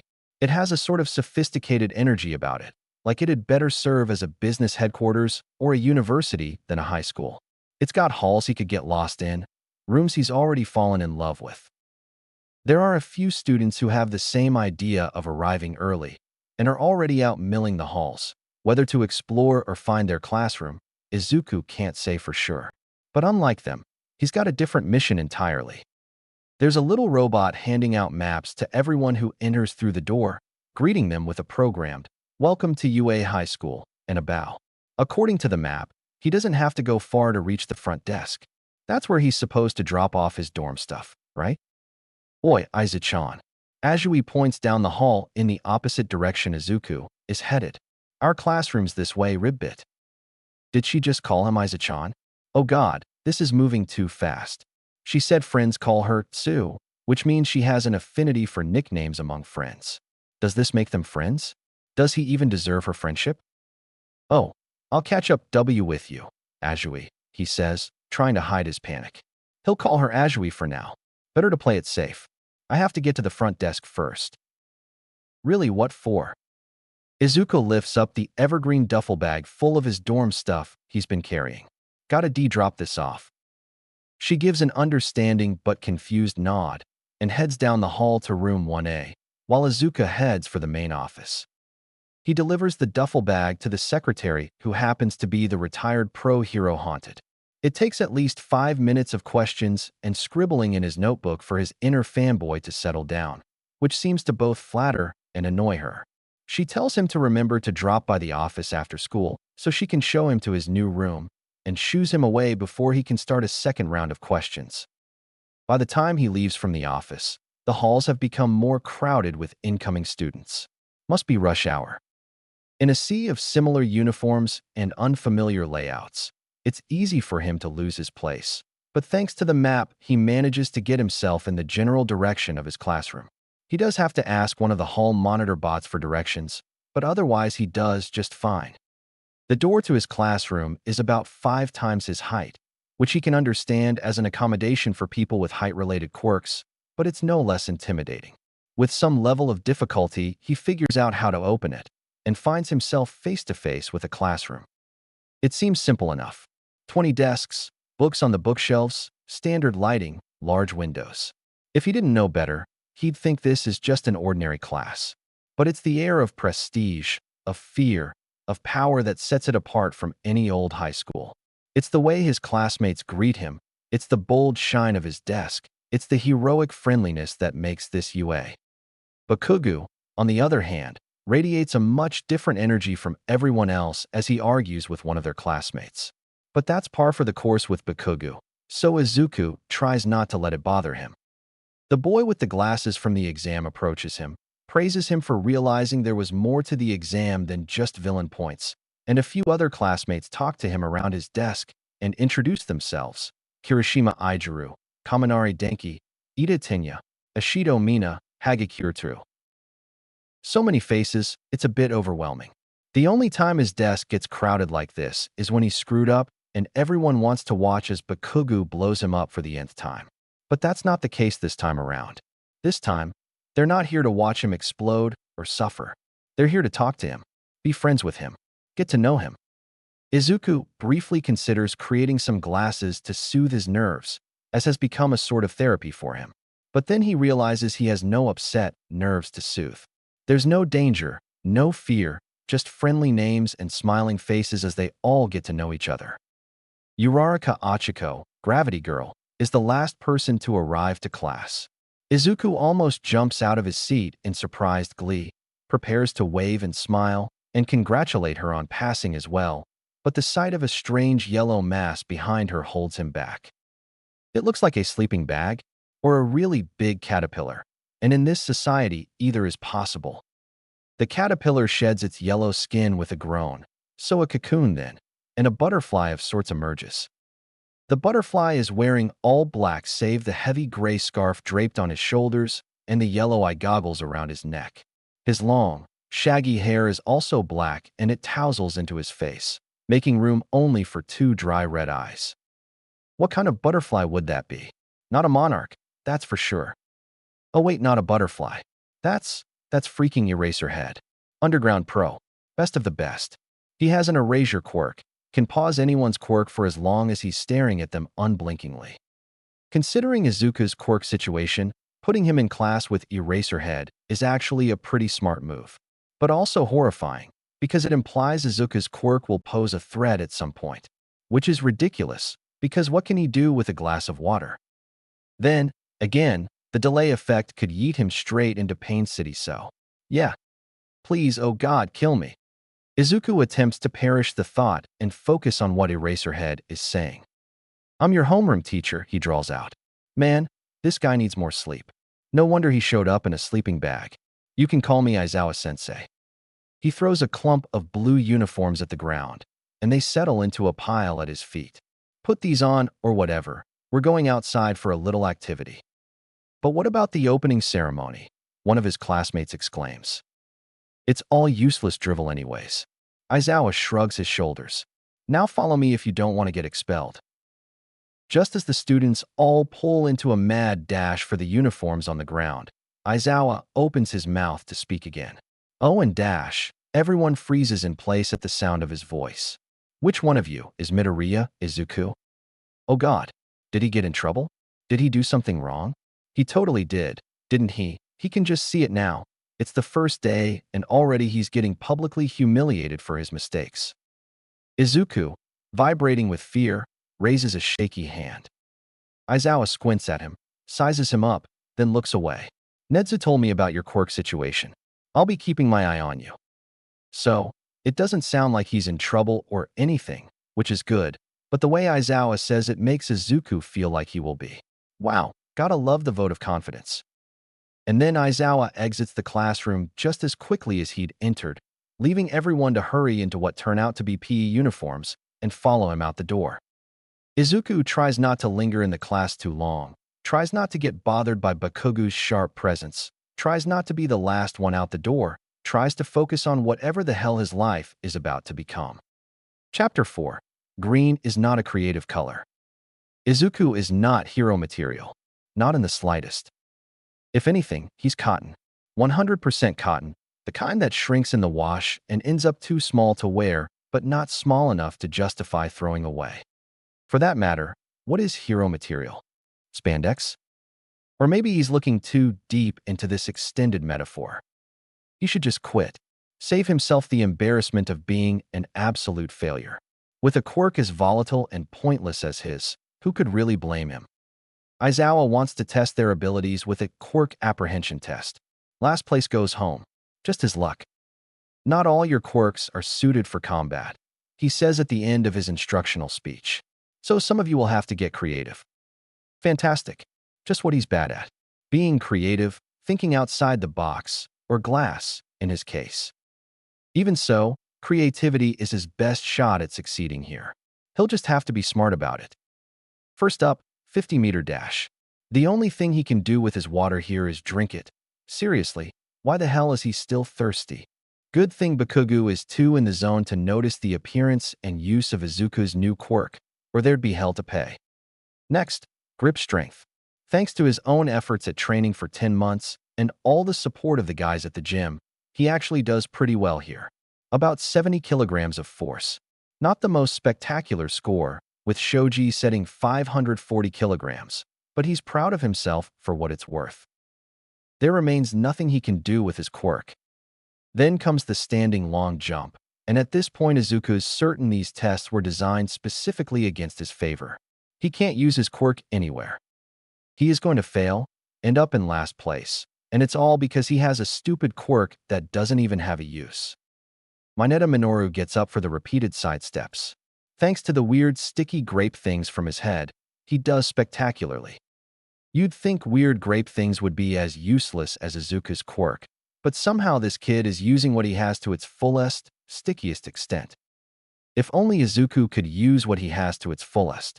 What can you do with a glass of water, really? Throw glass at people, which might work in combat. But for the given moment, not much. Classmates Kaminari and Kirishima complain about their thirst within earshot. Ugh, did you bring any water with you? Asks Kaminari, the yellow one.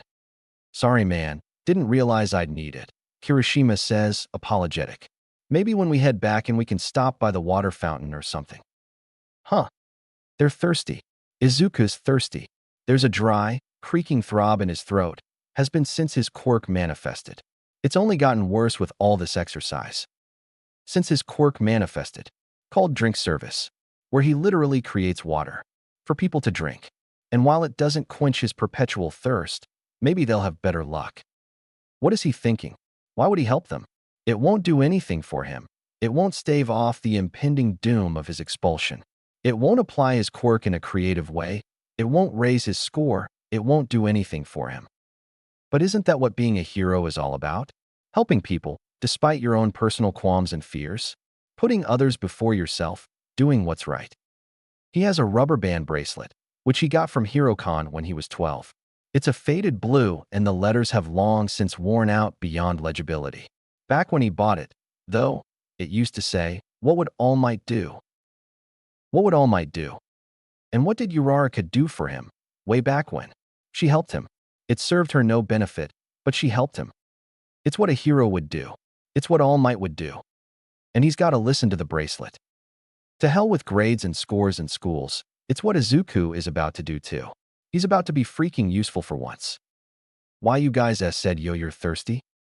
Yeah, why? I can fix that tea. And so he does. He does what he does best. Create glasses of lukewarm water. Careful to avoid Bakugu's periphery, of course, so he doesn't get exploded. Bakugu doesn't know he has a quirk yet, and Izuku isn't ready to face his wrath on the first day of school. Kirishima gets some water that's slightly less lukewarm than Kaminari's, but they're both grateful nonetheless. That's a pretty cool quirk, says Kirishima, but he's probably just being nice. Aside from the water itself, there's nothing cool about his quirk. Izuku flutters around the rest of the class, asking people if they're thirsty and if they'd like some water. He provides as he can, to Uraraka, to Ida, to Tokoyami, to Hagakure. The split-haired kid he doesn't yet know the name of refuses water, hardly acknowledges him. People catch on. If you're thirsty, go to Izuku. He's got just what you need, if you can put up with the slight chance your water might be lukewarm. Wow, really? Thanks, man. How did you know I was so thirsty? This is like divine intervention. Ooh, that's refreshing. A quirk like that may not be useful in combative heroics, but you could definitely save lives. Have you considered being a rescue hero? Yeah, good stuff. Thanks for the water. His classmates all glow with positivity and happiness, telling him how good his quirk is and how nice he is to offer help. And for some reason, their words help. Like, he knows he's going to get voted off the island. He's by far the most mediocre student here. They'll see their scores, and Izuku's name will be in 20th place, and then he'll have to pack his bags and head home. He won't be able to check out his new dorm, or fanboy over his teachers, or make use of his mom's dorm rules. He won't find a place in UA, and he knows this. So why isn't he more upset? Given Izuku's track record with anxiety, he should be a fidgeting mess. This was a quirk assessment test, but he failed at any actual demonstration of his quirk. He should be crying and moaning and hyperventilating and creating glasses en masse just to soothe his nerves. But here he is, preening under the compliments of his peers, acting like it's all fine and dandy when he should be dying inside. Mind you, he is dying inside, but no more than usual. Because, he supposes, at the end of the day UA is just a school, and it's not the only one out there. He could probably get accepted into Shiketsu if he tried. From what he hears about them, they would love nothing more than to take on a washed-up former UA kid. From all the forums and chats he's visited about hero schools, everyone says Shiketsu is basically a vulture in this regard. It wouldn't be hard to get them to let him in. And at Shiketsu, he wouldn't have to worry about Bakugu. He'd be free. So getting accepted into the second best school isn't a bad thing. He's always wanted to attend UA, because All Might did, but there's no shame in braving his own path. Plenty of good heroes graduated from Shiketsu. Maybe he'll be one of them. They finish off with a seated toe touch and sit-ups. He does better than he thought he would, thanks to the expert guidance of the guys from the gym. Not enough to pass. But still, tonight he'll go home and send an application to Shiketsu. Hope he gets in, and try a different route. Just because he's not strong enough for UA doesn't mean he can't be a hero. Everyone gathers around Aizawa as the last activity draws to a close. He pulls out a small device, and a holographic projection takes its time loading up all the class ranks. Ooh, I'm so excited, Uraraka murmurs at his side, a hint of giddiness in her voice. Moment of truth, here we come. Ida Tenya, standing next to Uraraka, pushes his glasses up his nose. Yes, indeed. How do you two suppose you did? I think I'll be somewhere between 9th and 15th place, says Uraraka, based mostly on my ball throw. Getting a score of infinity is pretty impressive. Yeah? What did Izuku get? 40 meters or so? That's impressive. I think I did about as well as you did, Ida says. And you, Midoriya? Izuku jumps, a glass popping into his hand out of surprise. He drinks it anyways. Oh, me? Probably C close to the B bottom. Last place, I guess. Surely you'll do better than that, Ida insists. And if you don't dash, Uraraka swings her arm around his shoulders. We'll just stage a coup and make Aizawa keep you. She goes on about how they'll tie him up, beat him to submission, and how if he doesn't agree to their terms, then she'll just float him into the sun. Ida repeatedly interjects with mention of how unheroic such behavior would be, but she doesn't seem to care. He knows she's joking, knows Aizawa is too scary to pick a fight with, but at the same time, her words mean more to him than most things have these days. She cares about his feelings, about his presence. She cares enough to joke about coups and revolutions and uprisings for his sake. She cares. And she's not the only one. When Azui sat next to him on the bus, when they all crowded his desk when he arrived, when Ida praised him for his performance in the entrance exam, when they all complimented his quirk and called him nice things. They care. He's just moments away from losing that. He can't just let that all go to waste. Maybe settling for second best was some dangerous thinking. Maybe he doesn't want to go to Shiketsu.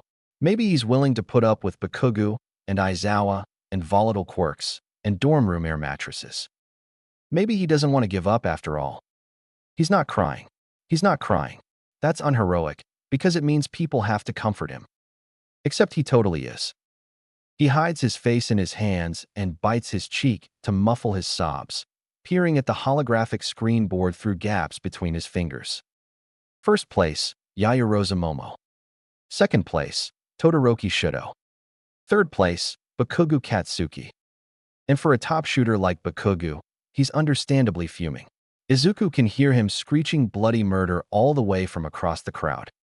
Izuku laughs into his tear-stained palms, wipes his eyes, puts his hands down. At least he gets to watch Bakugu fail in some small way before he goes, which makes this whole one-day UA venture worth it, to some degree.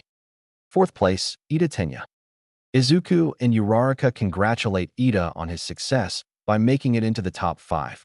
Uraraka scores in 10th, and they give her a good clap on the back for her success as well. Everyone's eyes trail down the list of names and ranks, searching for themselves and gasping in either disappointment or relief. 15th place, Midoriya Izuku. Okay, what the hell? He's no expert at mental math or any kind of math, but that can't be right. You Aizawa-sensei, sir? Aizawa grunts in acknowledgement. How am I in 15th place? Izuku fidgets where he stands. He can tell by the long, exhausted look on Aizawa's face just how this conversation is going to go, terribly. Are you complaining? Aizawa rolls his eyes. I can expel you instead of last place, if it makes you feel better. And no, Izuku's hands flail about in panic. I don't. It's just, I got the W worst scores in class. There's no way I did better than Siro and Kaminari. You used your quirk to a heroic end. Aizawa deadpants, prosaic. You helped your classmates. It was a quirk assessment. You used your quirk even when it didn't benefit you. I scored accordingly. You also didn't do horrible on the grip strength test. B, but this is a physical T-test, Izawa sensei. Not like the entrance exam, where heroics apply. Well, sure, but not everyone's quirks have directly physical applications. It would be unfair of me to judge by that alone. What? What? What? All this fretting and overthinking for nothing. A freaking course. Don't think this means I'm going easy on you, Izawa warns. Oh, of course not, sir. Thank you, sir. Izuku lets out a long sigh, long enough for him to get his emotions back into sorts and ease off his anxiety high. He bows to his teacher about 1,000,000 times, repeating his gratitude on an endless loop. Thank you, thank you, thank you, thank why. Until Izawa stops him with a simple, clipped, now move along before I expel you. Izuku rushes back to his place beside Uraraka. Oh darn, Uraraka says with a playful pout. I was looking forward to leading my classmates in a coup. Ida clears his throat, seeming to be offended by her mere suggestion. Yes, well, congratulations to the both of you for passing. I look forward to learning alongside you. Uraraka gives him a push. Oh, no need to be so formal, Ida. While Uraraka and Ida engage in some casual banter, Izuku lets himself smile, even though his face is a bit puffy from crying. Oh. 19th place, Hagakure Turu. 20th place, Mineta Minoru. For this reason, Minoru is supposed to be expelled. It was the rule after all, last place gets kicked out. Their teacher mentioned in passing that he wasn't planning on kicking out last place if they had potential. But through a scathing, unnerved remark, Sensei declared Minoru to be lacking in such. But it's not a problem. It's not like he'll actually get expelled. Izawa, or whoever the heck this prick thinks he is, can't get rid of Minoru. Not if his mom has anything to say about it. The principal's office has a surprising vibe, but then again he isn't sure what he expected. It's got an impossible amount of potted plants crowding the windowsills and bookshelves, all of them in pruned, healthy hues. There's a chrome tray on Principal Nedzu's desk, with a piping kettle of tea atop it. The principal himself is smaller in person, but Minoru can't say he doesn't appreciate finally having someone his height. Nedzu pours him tea with a delighted smile and a hum, but no words are exchanged between them. Minoru doesn't drink it. No amount of cream or sugar can make him like tea. Tick, tick, tick, tick. You'd think for such a high-tech school they would have replaced their analog clocks for maybe some digital ones. Can anyone even read analog clocks anymore? So old. Minoru fidgets in his seat. Nedzu just stares at him with blank, beady eyes. So, Minoru whistles in an attempt to break the silence. We here to let me off the hook, or what? Nedzu's chin settles into his paw. Oh, that's right, isn't it? Izawa expelled you, yes? That's why you're here. Minoru kicks his legs, which don't touch the ground, like a child trying not to have a temper tantrum. Said I don't have potential, or whatever the hell that means, he grumbles. Izawa can be like that, says Nedzu. He sips his tea, although he's always been an impeccable judge of character. It's why I hired him. The nerve of this guy? I'll have you know, I have great character. Nedzu whistles sharply and flips open a manila folder. His paw traces down the page. Let's see here. In 5th grade, you forcibly kissed a girl and made her cry, earning you a week of suspension. In 6th grade, you were almost expelled for cheating on a test, but your mother made an appeal with the school board. Oh, and in 8th grade, you were caught sneaking into the girls' locker room and stealing people's bras. 7 times. Minoru sputters. Look at my grades. And my score on the entrance exam. I deserve to be here. Nedza tuts. Yes, you're a remarkably well-read student. One of the highest performers in the written exam, and not too shabby on the practical either. With such a good head on your shoulders, you could get your way into just about any school in the country. Minoru gleams. Finally, he gets it. But, says Nedzu, as he closes the folder and casts it aside, UA is not one of those schools. What are you dash? This is a heroics school, Mineta. We only choose the best of the best when it comes to heroes. People who display strong morale, high potential, and a drive to save lives. Your juvenile behavior simply will not be tolerated at a school such as this. Minoru glares, whips his phone out of his pocket. Just wait till my mom hears about this. And so he calls her up, shooting daggers at Nezu while he waits for her to pick up, which she does after 4 rings. Minoru, I'm at work. Make this quick. They want to expel me, Mom. They want to kick your darling baby out. You can't let this happen. Her voice turns cold and sharp, more so than usual. They want to do what now? Expel me. Talk some sense into them. I'm on my way. The call ends and Minoru shoves his phone back into his pocket. My mom's on her way to discuss this further. Just you wait till she gets here. Nezu says nothing, just pours himself more tea. There's a grave, calculating look in his eyes, and Minoru can't tell if it's because Nezu's disappointed or planning his next move. By the time Minako bursts through the office door, Minoru's tea has gone cold. Minako's hair isn't like her son's. He gets that from his dad. Her hair, on the other hand, is plump and bouncy, sky blue ringlets resting on her broad shoulders. She wears a crisp white suit with a chartreuse tie, and she looks completely cream-pressed save a small wrinkle in the hem of her pencil skirt. With a frazzled breath, Minako reaches across the desk to shake Nezu's hand before sitting down beside her son. So what's this about firing my darling Minoru? Minoru can't hide his devious grin, and they thought they could expel him. Nezu straightens his red tie. His homeroom teacher, Aizawa Shoyuta, pro-hero eraserhead, has deemed him unready for the heroics course and has chosen to expel him. Please understand, Mineta-san, this is nothing personal. Last year, Aizawa expelled an entire class full of students. He has impossibly high standards, I'm afraid, sometimes too high for his own good. Minako leans back in her chair. She pulls at sparkling black emery board out of her pocket and crosses her legs. Do you know who I am, Nezu-san? She files away at her pointed, shiny nails. It's a loud, scratchy sound, but Minoru is nothing short of grateful for it. It means she's about to get nasty. You're Mineta Minako, says Nezu in an unreadable tone, CEO and founder of the Sherryo Motor Corporation. With black, vacant eyes identical to Minoru's, she glances up at him. And one of our lead financial backers, Nezu adds with a sigh. $2 million, she snaps. Her voice is cool and restrained. And that's just last year alone. I'm the very reason you have this school, with all its fancy tech and high-paid teachers. The dormitory? That's because of me. Your fancy courtyards? Me too. Oh, and I hope you won't forget whose money you're spending whenever you repair those battle cities of yours. Nezu opens his mouth to speak, but Minako isn't finished. I did all this, she says. She turns her eyes back to her nails and the file. Because I believe in UA. I graduated here, way back when, from the support department. I trust this school, and I trust its prestige and influence to maintain my family's reputation. I put my faith in this school.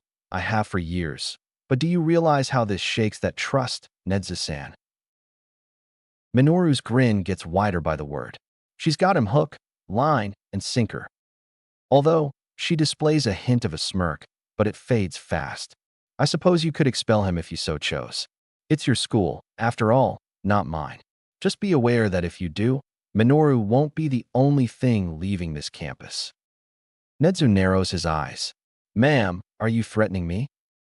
Minako doesn't say a word. She just files away at her fingers, making them even sharper than before.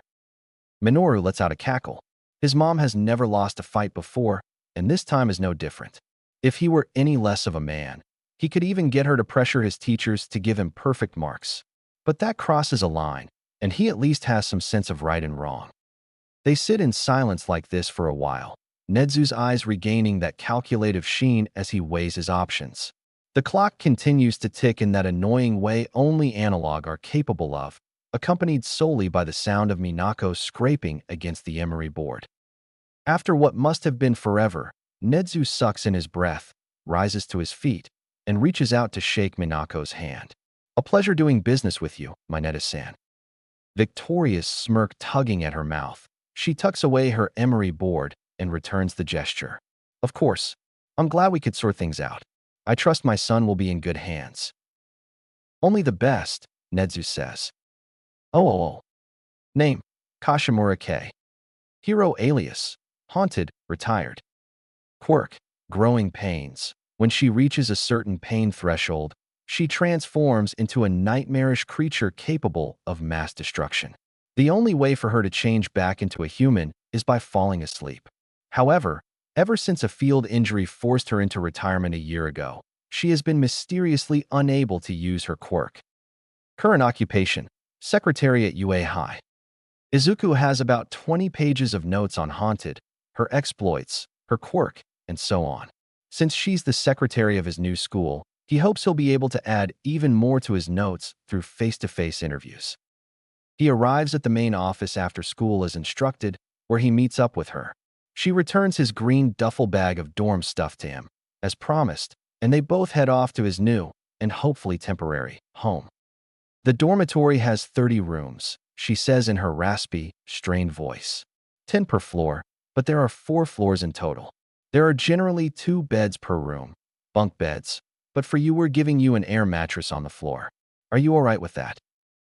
Oh, of course, Izuku exclaims. I wouldn't want tea to be much of a burden. She sighs. Anyways, you'll be in room 29, which is on the 4th floor. Your roommates are. Kashimura turns to her clipboard and squints. Shinso Hitoshi and Amajiki Tamaki. Oh look, you're in with one of the big 3. Sounds intimidating. Be big 3. Top 3 kids in the school, she says. Mirio, Amajiki, and Hato, I think. They're pretty nice, just don't pester Amajiki too much, he's a sensitive guy, alright. Izuku nods. 3 top students, don't pester his roommate, got it. Should he be writing this down? The 1st floor is for basic amenities like the dining area, gym, courtyard, commons, laundry, and so on. Curfew is 10 p.m. There are bathrooms on each floor. West wing is for boys, east wing is for girls, and there are a few rooms on the 2nd level reserved for miscellaneous. Capiche? Why, yes, ma'am. Tone it down, Izuku. No need to get too excited here. It's just a dorm. Then again, it's his first dorm. His first time away from home for a prolonged period. At UA, no less. And given his exhilarating first day, he should be able to get as excited and happy as he damn well pleases. The dormitory itself looks much like the rest of the UA buildings. Tall, glassy, new age. Kashimura teaches him how to unlock the door by placing his ID badge on the scanner and walks him to the elevator. Inside, it's a lot like a normal living room. Couches, TV, the works, with a large cafeteria and kitchen in the distance. There's a good handful of students chilling in the commons area, and Kashimura pauses the tour to introduce him. Izuku meets Hatsum Mei, support, 1st year, Monoma Nito, heroics, 1st year, Mori Sayuri, general, 2nd year, and Fukui Miki, heroics, 3rd year, among about 7 others. He's going to have to write these all down if he hopes to remember everyone's names. After their brief and chaotic, thanks to Hatsum, chat, Kashimura leads Izuku to the elevator area and up to the 4th floor. It's a long, regal hall with romantic lighting and purple carpets. At the far end is a door with the brass label, 29 foot, which Kashimura gives a hearty knock. Your new roommate is here, she says into the door. An exhausted voice responds. Yeah, come in. Kashimura shows him how to unlock his door, also with his ID badge, and into the abyss he goes. Literally. As in, it's an actual abyss. Do the dorm rooms not have lights or something? Did the power go out? Turns out, the answer is C, none of the above. His roommate is just a tired, angsty, emo heck who doesn't like lights. And also has a weird head of purple hair, a fact he discovers when Kashimura flips the light switch. A lumpy mass moves and writhes under the bottom bunk comforters, with only a head and a face of displeasure visible. Make this quick, I'm trying to sleep. At 6 in the afternoon, Kashimura crosses her arms. Busy day. Is this Aizawa as a teenager? Like Aizawa's child or something? Regardless, Izuku stretches out his hand to the purple-haired mass. Hi, I'm Midoriya Izuku. I hope we can get along. The mass does not return the gesture. He just looks up at Izuku with a quizzical, unimpressed look. You and Hero Dep? Why ya? Then it's unlikely we will. Without further explaining himself, he rolls over to his side. Someone from the top bunk peeks their head over the edge. He's got pointy ears and even pointier black hair. Hi. This guy's voice is racked with fear and sensitivity, anxiety rivaling even Izuku's. So this must be Amajiki then. Gotta be nice to him. Which makes the other guy, Monoma? No, wait, that was the guy from the lobby. Too many names, his head's drowning in them all. Or maybe it's just his liquid-based quirk. Heck this one's, Shinso. That's it, his name's Shinso. Shinso and Amajiki. He can remember that.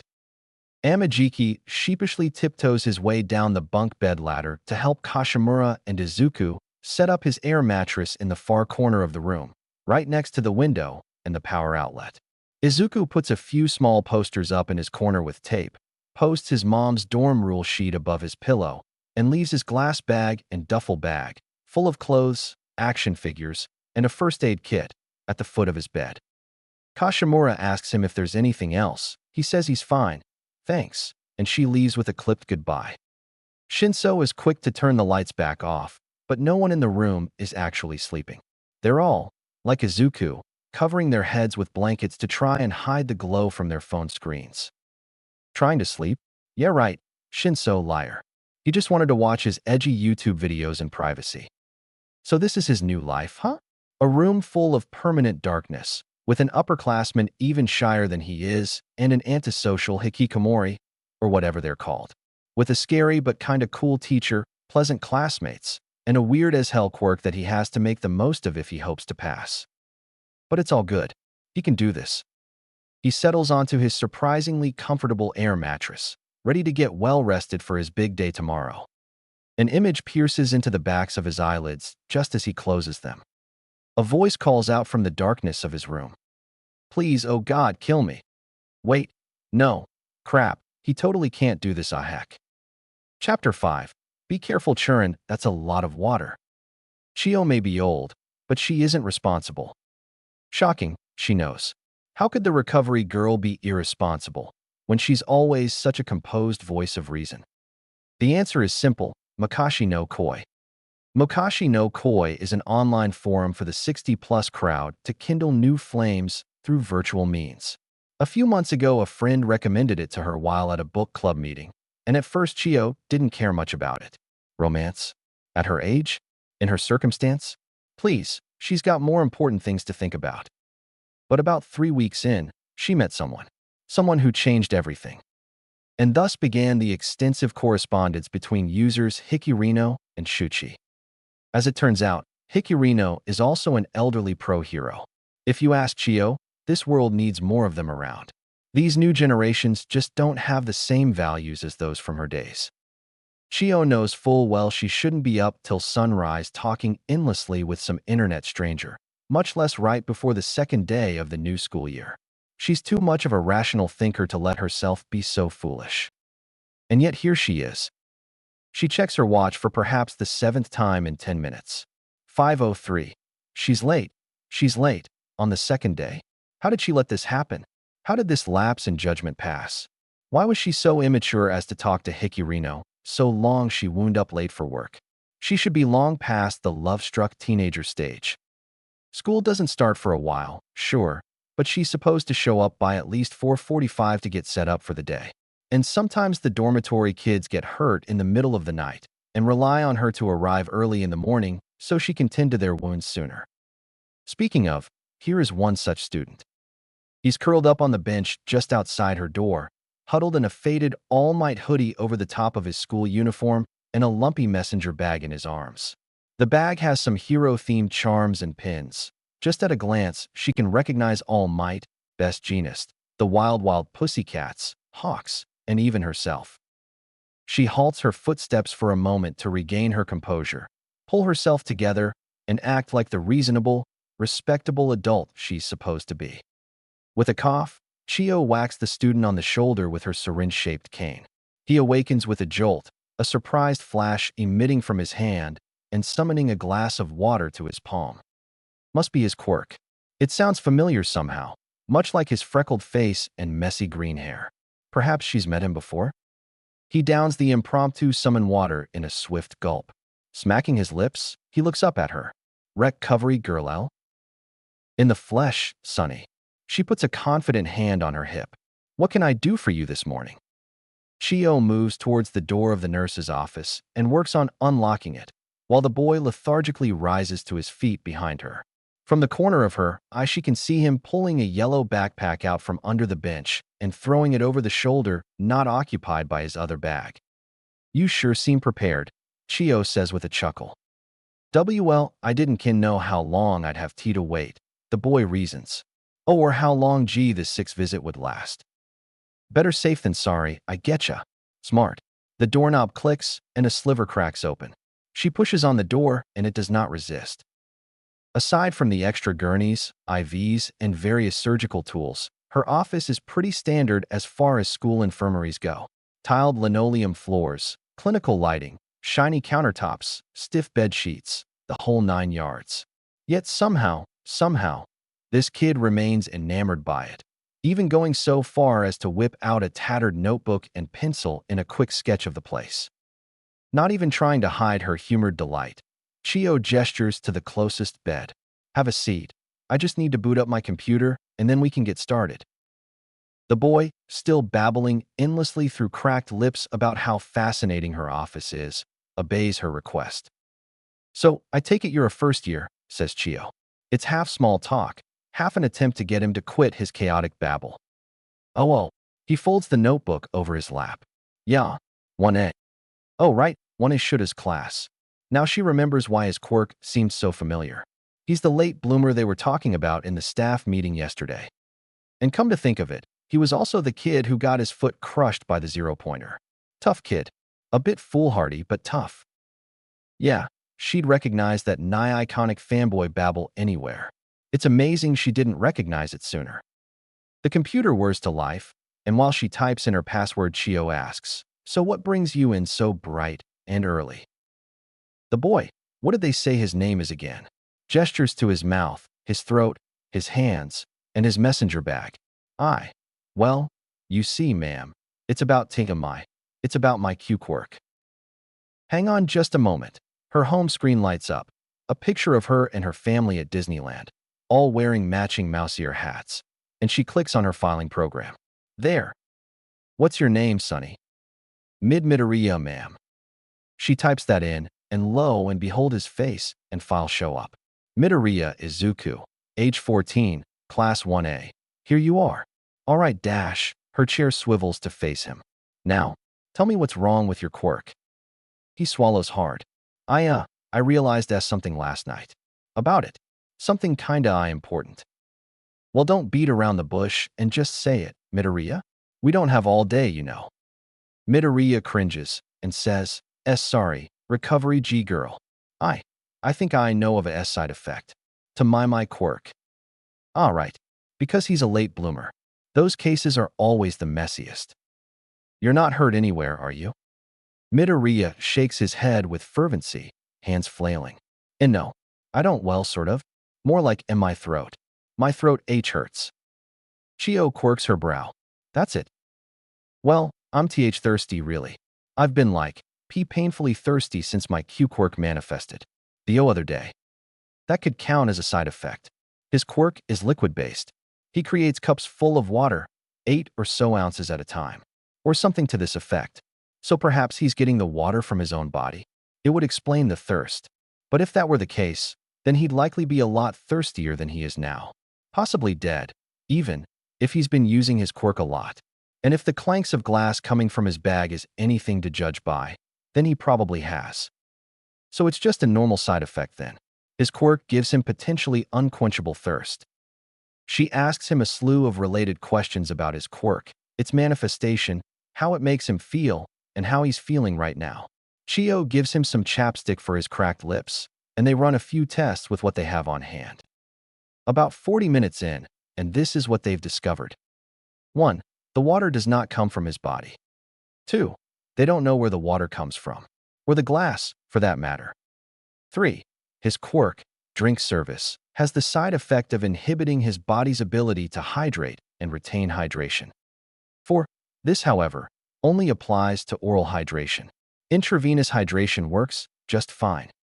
5. So to solve this, They'll need to keep him hydrated with frequent and daily use of IVs. 6. Midoriya Izuku is scarily tolerant with needles. That last one isn't about his quirk, per se. She just found it odd how relaxed he was when she injected the 4. He didn't flinch, didn't squirm, didn't even protest. She isn't complaining, of course. It's always nice to have such a compliant patient. It's just odd, is all. To satiate her confusion, Chio spares a quick glance at his medical records once she's gotten an 4 into his arm.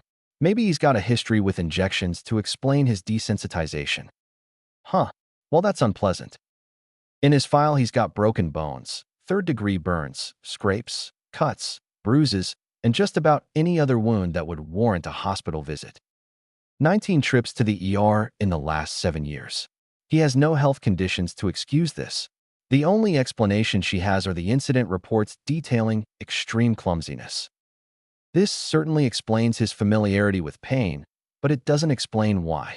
In all her years of hero work, she's learned to trust her gut, and right now her gut tells her this isn't extreme clumsiness. Midoriya, she asks. Why yes, our recovery girl. He looks helpless and ill as he is, laying on the bed with an 4 running into his arm, but the weak quiver in his voice, though not as severe as before, only accentuates this. It all makes sense. The medical records, the flighty personality, the nervous stammer, and his constant fidgeting. The way his eyes always dart towards the exits, probably without him even realizing it. How he carries himself in a way that makes him seem smaller than he is. As disconcerting as it is to think about it, someone, has hurt him.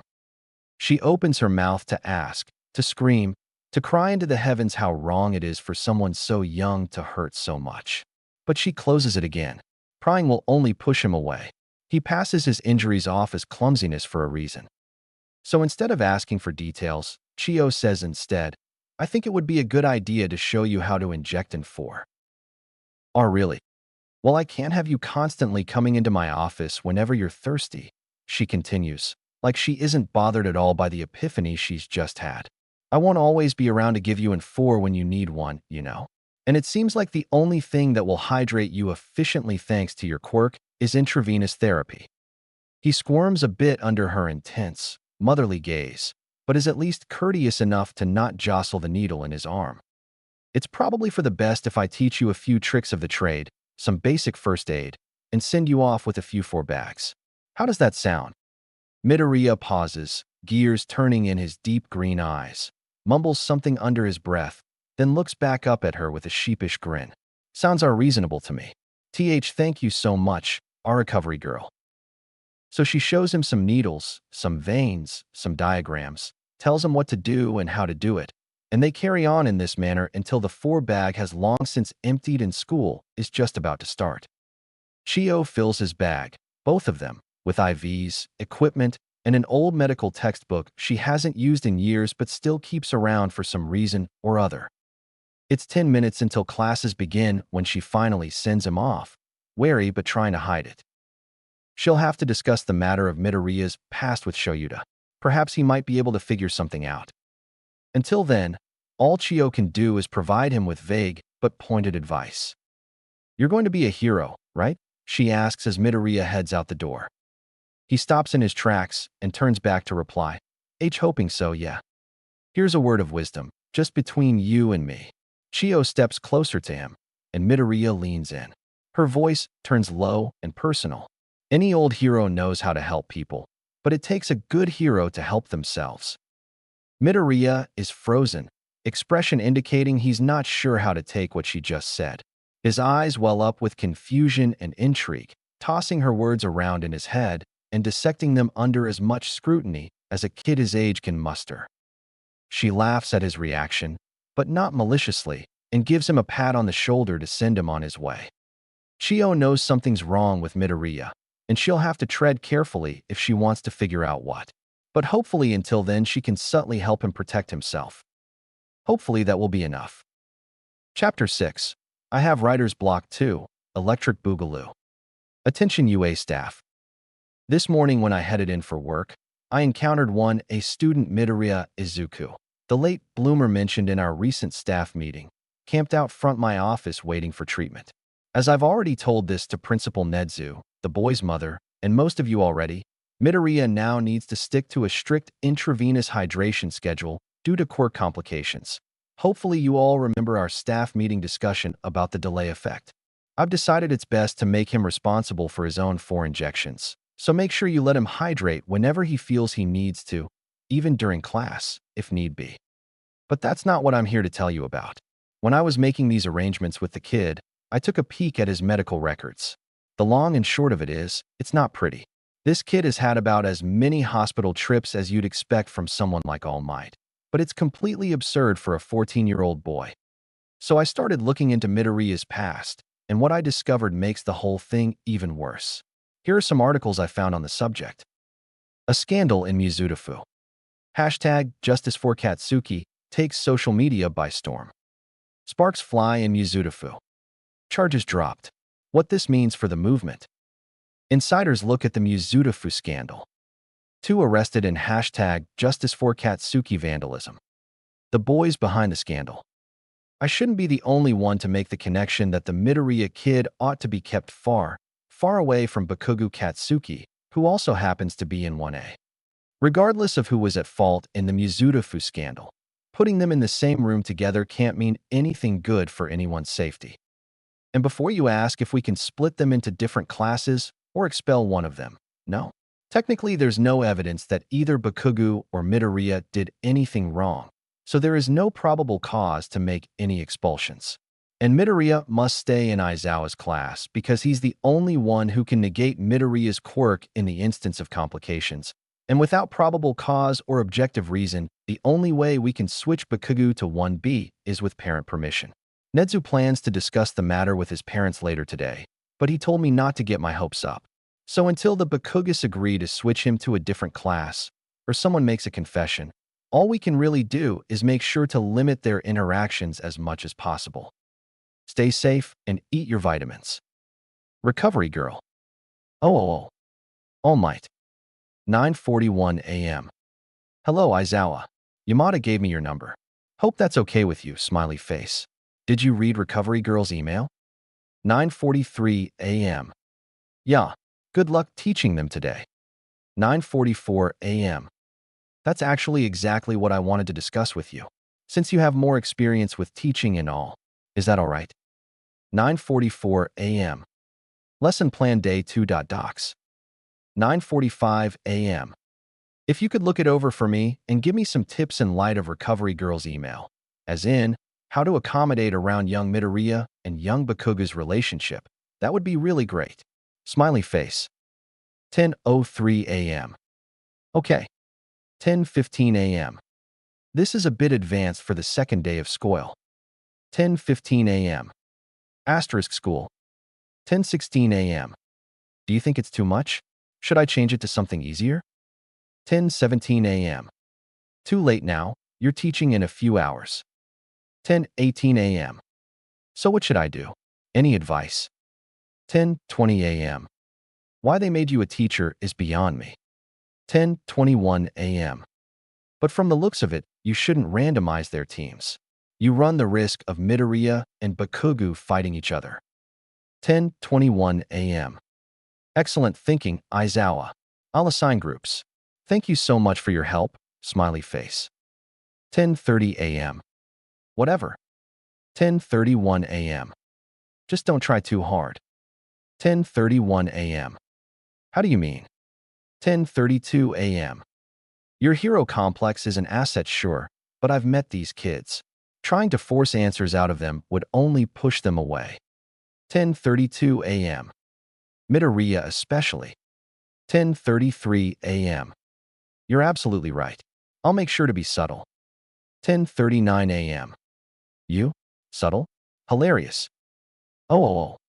Dressed to impress. That's what costumes are all about, right? You gotta look the part.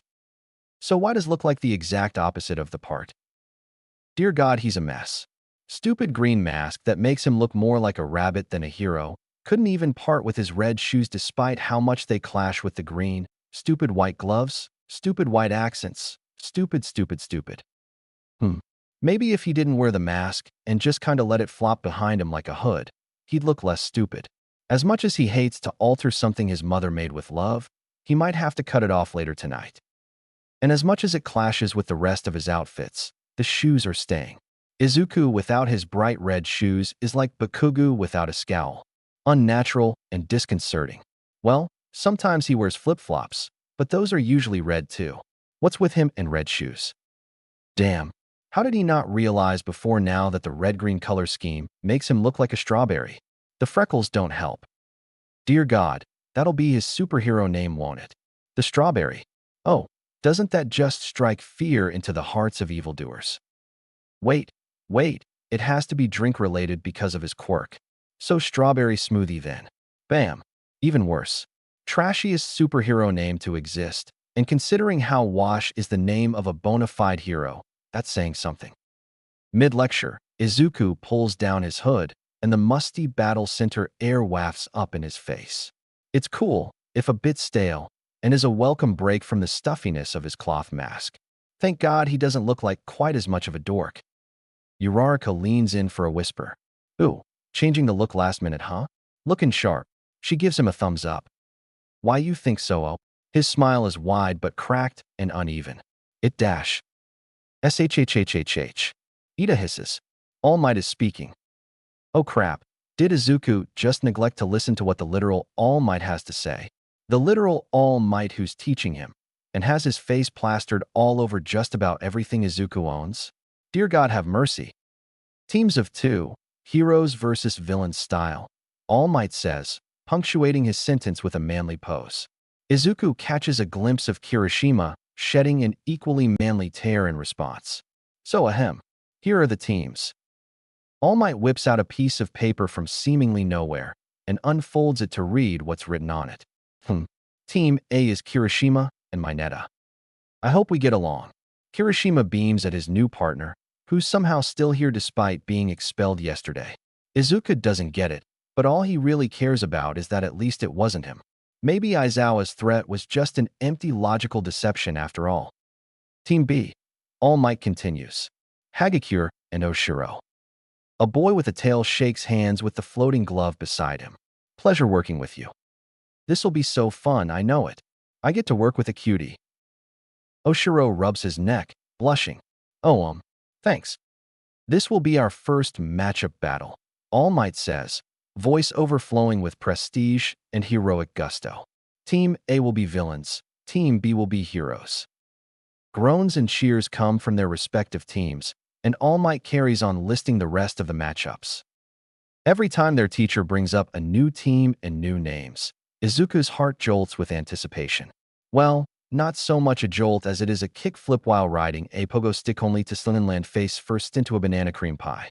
Because at any moment, his childhood idol and hero could say his name aloud.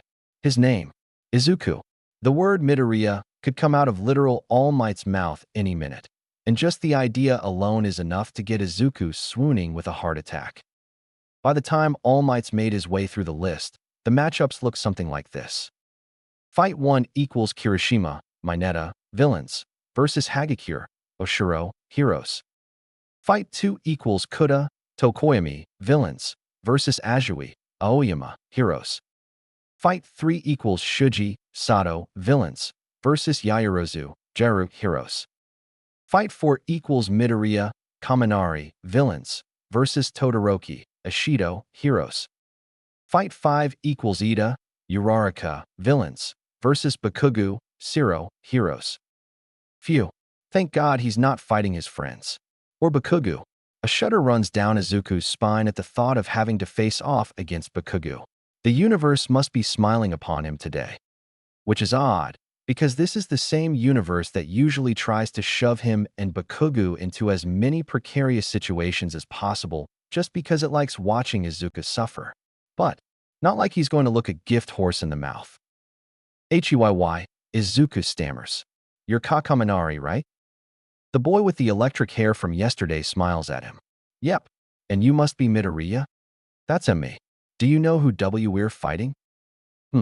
See Candy Stripe over there, chatting up with the pink girl? Midoriya nods. Those are our opponents. See cool. Not cool. Kaminari disagrees, shaking his head somberly. Not cool at all, dude. Do you know how insane, overpowered Candy Stripe is? Todoroki, why you mean? Kaminari waves it off. Whatever, sure. But his dad is Endeavor. Indy dash Izuku's heart stops. Endeavor? That kid's father is the number 2 hero? He got in on recommendations, didn't he? You bet he did. So he's probably hella jacked, if you know what I mean. I haven't spoken to him yet, but he probably has some kind of fire quirk. Huh. Well, that's actually pretty convenient. If Izuku plays his cards right, his quirk creates water, which douses fires. Now Izuku just has to play his cards right. And Aishido? Oh, she and I are like best buds already, Kaminari says with a flashy smile. The kind of smile you'd expect of a TV personality or a pop idol or something. Cocky, confident, but wholesome. She's pretty awesome. Her quirk creates acid. And what's your quirk? All the way to the battle analysis room, Kaminari and Izuku exchange facts about their quirks, advantages, disadvantages, possible strategies. It's just like with Azui. Instead of putting him down for his talkativeness and passion, Kaminari is actually encouraging him and listening and taking his advice to heart. And by the time the first fight declares a winner, the villain team, but it was a really close call, they already have the makings of a halfway decent plan. Things are going smoothly. Great. Looking over, it seems Ida and Uraraka, who somehow lucked out enough to get grouped together, are thinking along the same lines and have taken to strategizing as well. Unfortunately for Bakugu's partner, Shiro, Bakugu isn't big on sharing. Planning, sure. Angry talk and abrasiveness aside, Bakugu's a genius strategist. He just tends to take the whole lone wolf thing a bit too far. But speaking of Bakugu, he's going to see Izuku's quirk, isn't he? On the big screen, like everyone else. In glorious high-res 1080p. Hopefully the camera will at least get his good side. Can a strawberry have a good side? Not that it should be a problem, though. It's just a quirk. He can explain to him how no, he wasn't lying or hiding it from him this whole time. He's just a seriously late bloomer. And he can tell Bakugu that no, this doesn't disrupt the hierarchy and Izuku's quirk is too stupid to even compete with him. Somehow, Izuku gets the feeling Bakugu still won't take to the news well. The realization sets off an uncomfortable feeling in Izuku's gut, and throughout the next few fights he can't quite seem to shake it. Everyone watches in awe as Tokoyami's dark shadow dominates the fight in Battle 2, and as Yaoyorozu and Jiru work in tandem to capture their enemies in Battle 3. They're all talking and going on about analysis in the aftermath of each battle, praising those involved with constructive critique. Izuku should be blabbering on with them. Analysis is his passion, this should be his bread and butter. But for some reason, his heart just doesn't seem to be fully in it. Which is bad, because Kaminari is counting on him, and if he doesn't perform at his best, then All Might will be disappointed, and his classmates will hate him, and Bakugu will turn them all against him, and they'll fail him on the spot, and then he'll have to go to a different high school, because he's just not what they're looking for. Hey, Izukin, comes a familiar nasally voice and a hand on his shoulder. You'll be fine, Ribbit. Oh, Azui, I didn't see you there. Sorry. She shrugs. Ribbit, I overheard what you were mumbling to yourself, and I'm sure you've got nothing to worry about. Damn, he was thinking out loud again, wasn't he? Thanks, Azui. I needed that. No problem, Izukin. And please, my friends call me Tsukin Ribbit. Ayayowa. H. She wants him to call her by a nickname? Does this mean they're friends? He was worried this would happen when she called him Izukin yesterday, but oh good, this is too fast, too fast, too fast. He'll mess up. He knows he will. After this fight, she'll realize how pathetic he is and then never want to associate with him again, and go from calling him Izukin to Deku, and probably worse names. But she's so disillusioned right now, and she wants him to call her Tsukin even though that'd be taking advantage of her good nature. Frick frack god freaking Aia, abort. Kaminari is snapping his fingers in front of Izuku's face. Oi, Earth to Midoriya. Come on, we gotta get set up. Villain team, remember? Oh, why yeah, sorry, just sorta spaced out. It's fine, man. Just don't let it happen during the fight, okay? Sure. Promise. Their team gets sent off to a rather standard office-looking building and are given a few minutes head start to get ready. But it's not until he and Kaminari finally make it to the battle building and into a room with a fake nuke, going over the details of their evil plan, that Izuku finally realizes something. Something important. Wait. We're the villains. Chapter 7. A Quirk? In Deku? It's more likely than you think. Where the hell are they? Your guess is as good as mine, says the pink girl at his side. We've checked this whole battlefield up and down like, what, 3 times already? She clenches her fist with playful resolute. Damn, that Kaminari is good. The battlefield they've been checking is less of a battlefield and more of an office. They would be working out the same battle building the 3 previous battles went down in, but Yairozu's cannon attack in the last fight rendered that building unsafe for combat. So here they are, roaming floor after floor, 5 in total, navigating a sea of vacant white cubicles. Everything's been frozen thanks to Shudo's ice blast, and every so often the pink girl will shiver beside him. They should have had the upper hand. Their opponents only know about his father's half, thanks to their knowledge of his ancestry. But there's no way they could expect him to have ice as well. He should be walking right past them, as they try to squirm their way out of his ice, right up to the weapon, and winning. But that's not happening. Both opponents are both missing, and so is the weapon. We checked the roof, right? Asks the pink girl, shivering yet again. Shudo nods. Twice. Where could they be? Shudo wants to growl and moan and lose his temper, because his patience is running dangerously thin, but he doesn't. That's his dad's job to get fired up, not him. They scour all 5 floors yet another time, checking even the bathrooms and janitor closets. They should be here, but they're not, and time is running out. Pink girl laughs incredulously. You'd expect this from Hagakure, but Kaminari and Midoriya? They don't have invisibility quirks, do they? Huh, come to think of it, he doesn't really know what their quirks are to begin with. Just sort of figured his ice would be enough to overpower them, and under most cases it generally is. It should be enough, damn it. Cool down, calm down.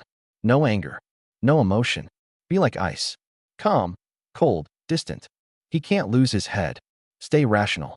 Think this through rationally. There's about 3 minutes left on the clock. 3 minutes to find out where the hell those 2 went and claim the nuke.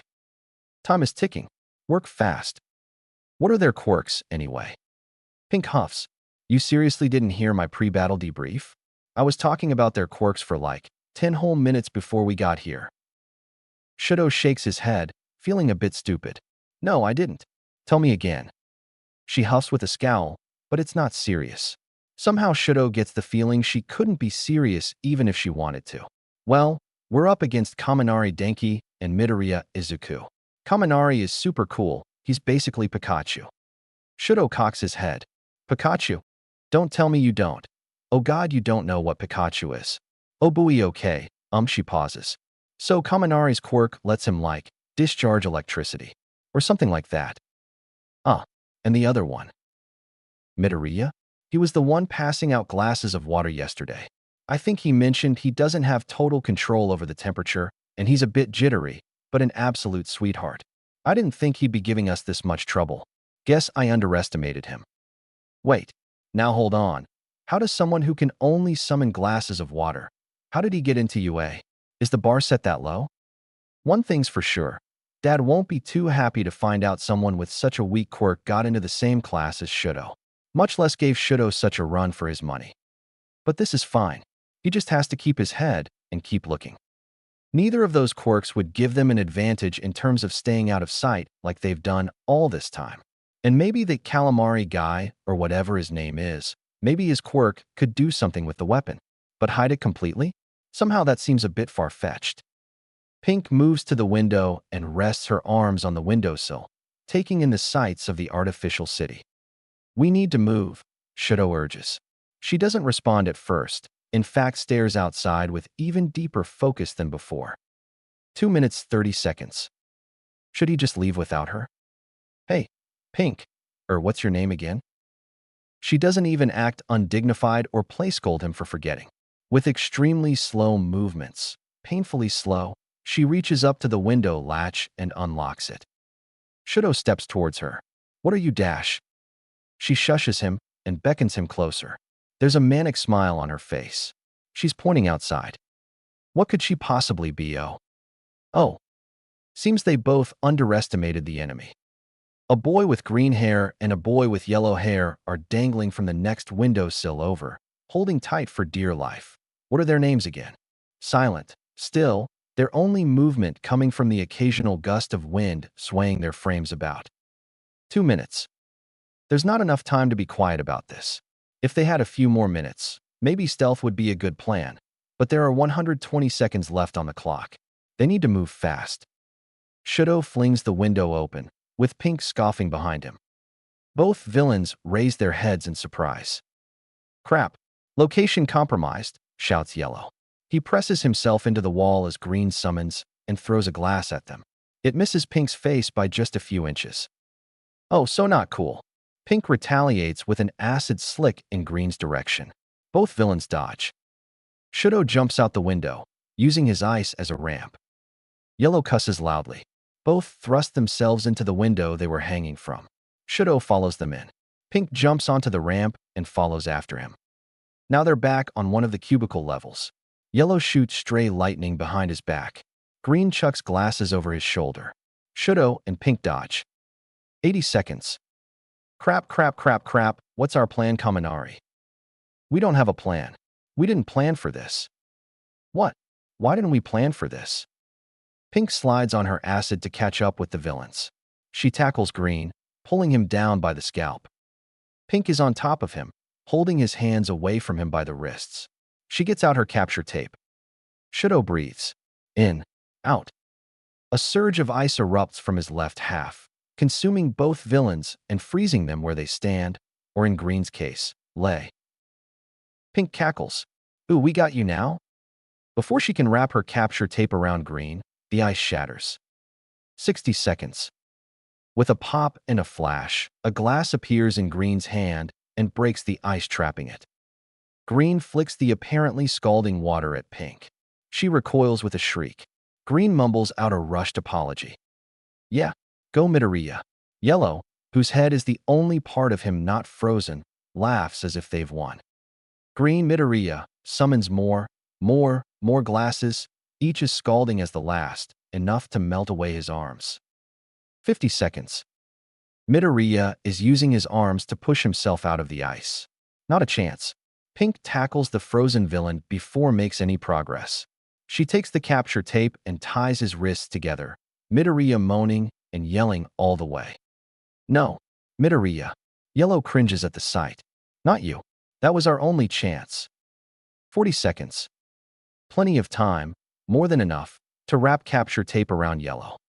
Yellow shouts of protest fall on deaf ears as Shudo approaches nearer, and ties a length of capture tape around his midsection. A disembodied voice shakes the walls. Hero team, yiids. Pink slumps her shoulders with a heavy sigh. Phew. Yellow tosses his head back with a groan, and the look in Midoriya's eyes is one of guilt and disappointment. Midoriya gives a wobbly but genuine smile. Hey, and I nice job there, G guys. Could you maybe BB let us out of this IISN now? Oh, right. Yeah. As much of a big FU to his dad getting expelled would be, giving his classmates hypothermia just isn't the way to do it. Shudo wordlessly reaches his hand down to the ice, causing steam to rise as it all shrinks away. Pink, Yellow, and Midoriya all look on in awe, all frozen in place even though all the ice is gone. What? Yellow, shivering like a leaf, says, dude. Hot and cold. That's insane. Oh. So, let's start with the heroes. Who can tell me what Todoroki and Ishido did right? Asks All Might, literal, bona fide All Might in the actual flesh. Izuku knows he should be more worked up about his lifelong hero standing right before him, teaching him, talking about him, and critiquing his successes and failures. But he's, what? Too cold? Yeah, too cold and a bit too shaken up to really care as much as he normally would. It's a good thing, actually, because if he were in his right mind, then Izuku would be having 5 simultaneous heart attacks to have All Might. Actual All Might, can you believe it? reviewing his work. Hopefully the novelty fades before they start getting homework. Izuku can't afford to have a stroke every time he turns something in. Granted, he already does, but that's neither here nor there. Ida raises his hand. All Might calls on him. Sir, Todoroki and Ishido both work together to capture their opponents and manage to think outside the box soon enough to find them. They were thorough in their sweeps of the building and captured the villains with time to spare. He only puts his hand down once he was finished speaking. All Might nods with a grin. Specifically, grin number 4133, satisfaction at someone else's triumph. Very good, Ida, All Might says. Now, who can tell me what the hero team could have done better on? Ida's hand shoots up again. All Might displays grin number 1119, pleased but slightly frustrated with the youth's tenacity. Maybe someone who hasn't spoken yet? How about you there? Tokoyami, what do you think the hero team could have improved on? The kid with the bird head, Tokoyami, seems a bit stunned at being called out, but slips into a conversational tone to say, they could have had more teamwork. How so? Todoroki seemed to really take the show, leaving Ishido to simper in the shadows of his actions. Tokoyami goes on to say, brooding and melodramatic as ever. Though we had no access to the audio, it didn't appear to be that they were communicating much. Todoroki would act as the beast in his gut called instinct told him, leaving his partner to pick up the pieces in his dust and accommodate around him. Without communication and synchrony, a machine cannot remain cohesive and whole. A beat of silence. Is synchrony even a word? Cyril mutters. All Might clears his throat. Ahem. Well put. Tokoyami, couldn't say it better myself. He pauses. Now, let's talk about the villain team. Oh god no, here it comes. The panic stroke has finally setting in. He can feel his brain hemorrhaging as they speak, eyes rolling back, heart flatlining. He can see a bright light. He summons a glass of water to his hand and pulls all his nervous energy into it. Calm down, Izuku. Don't faint right in front of All Might. Literally the worst person to have a panic attack in front of. So cool your jets. Yes, Yaoyorozu. Tell us what you think Kaminari and Midoriya did right. All Might grin number 2195, excited and pleased, but hiding something. Seen in just about every fight he's been in for the last 5 years or so. What's All Might hiding? That Izuku did something wrong.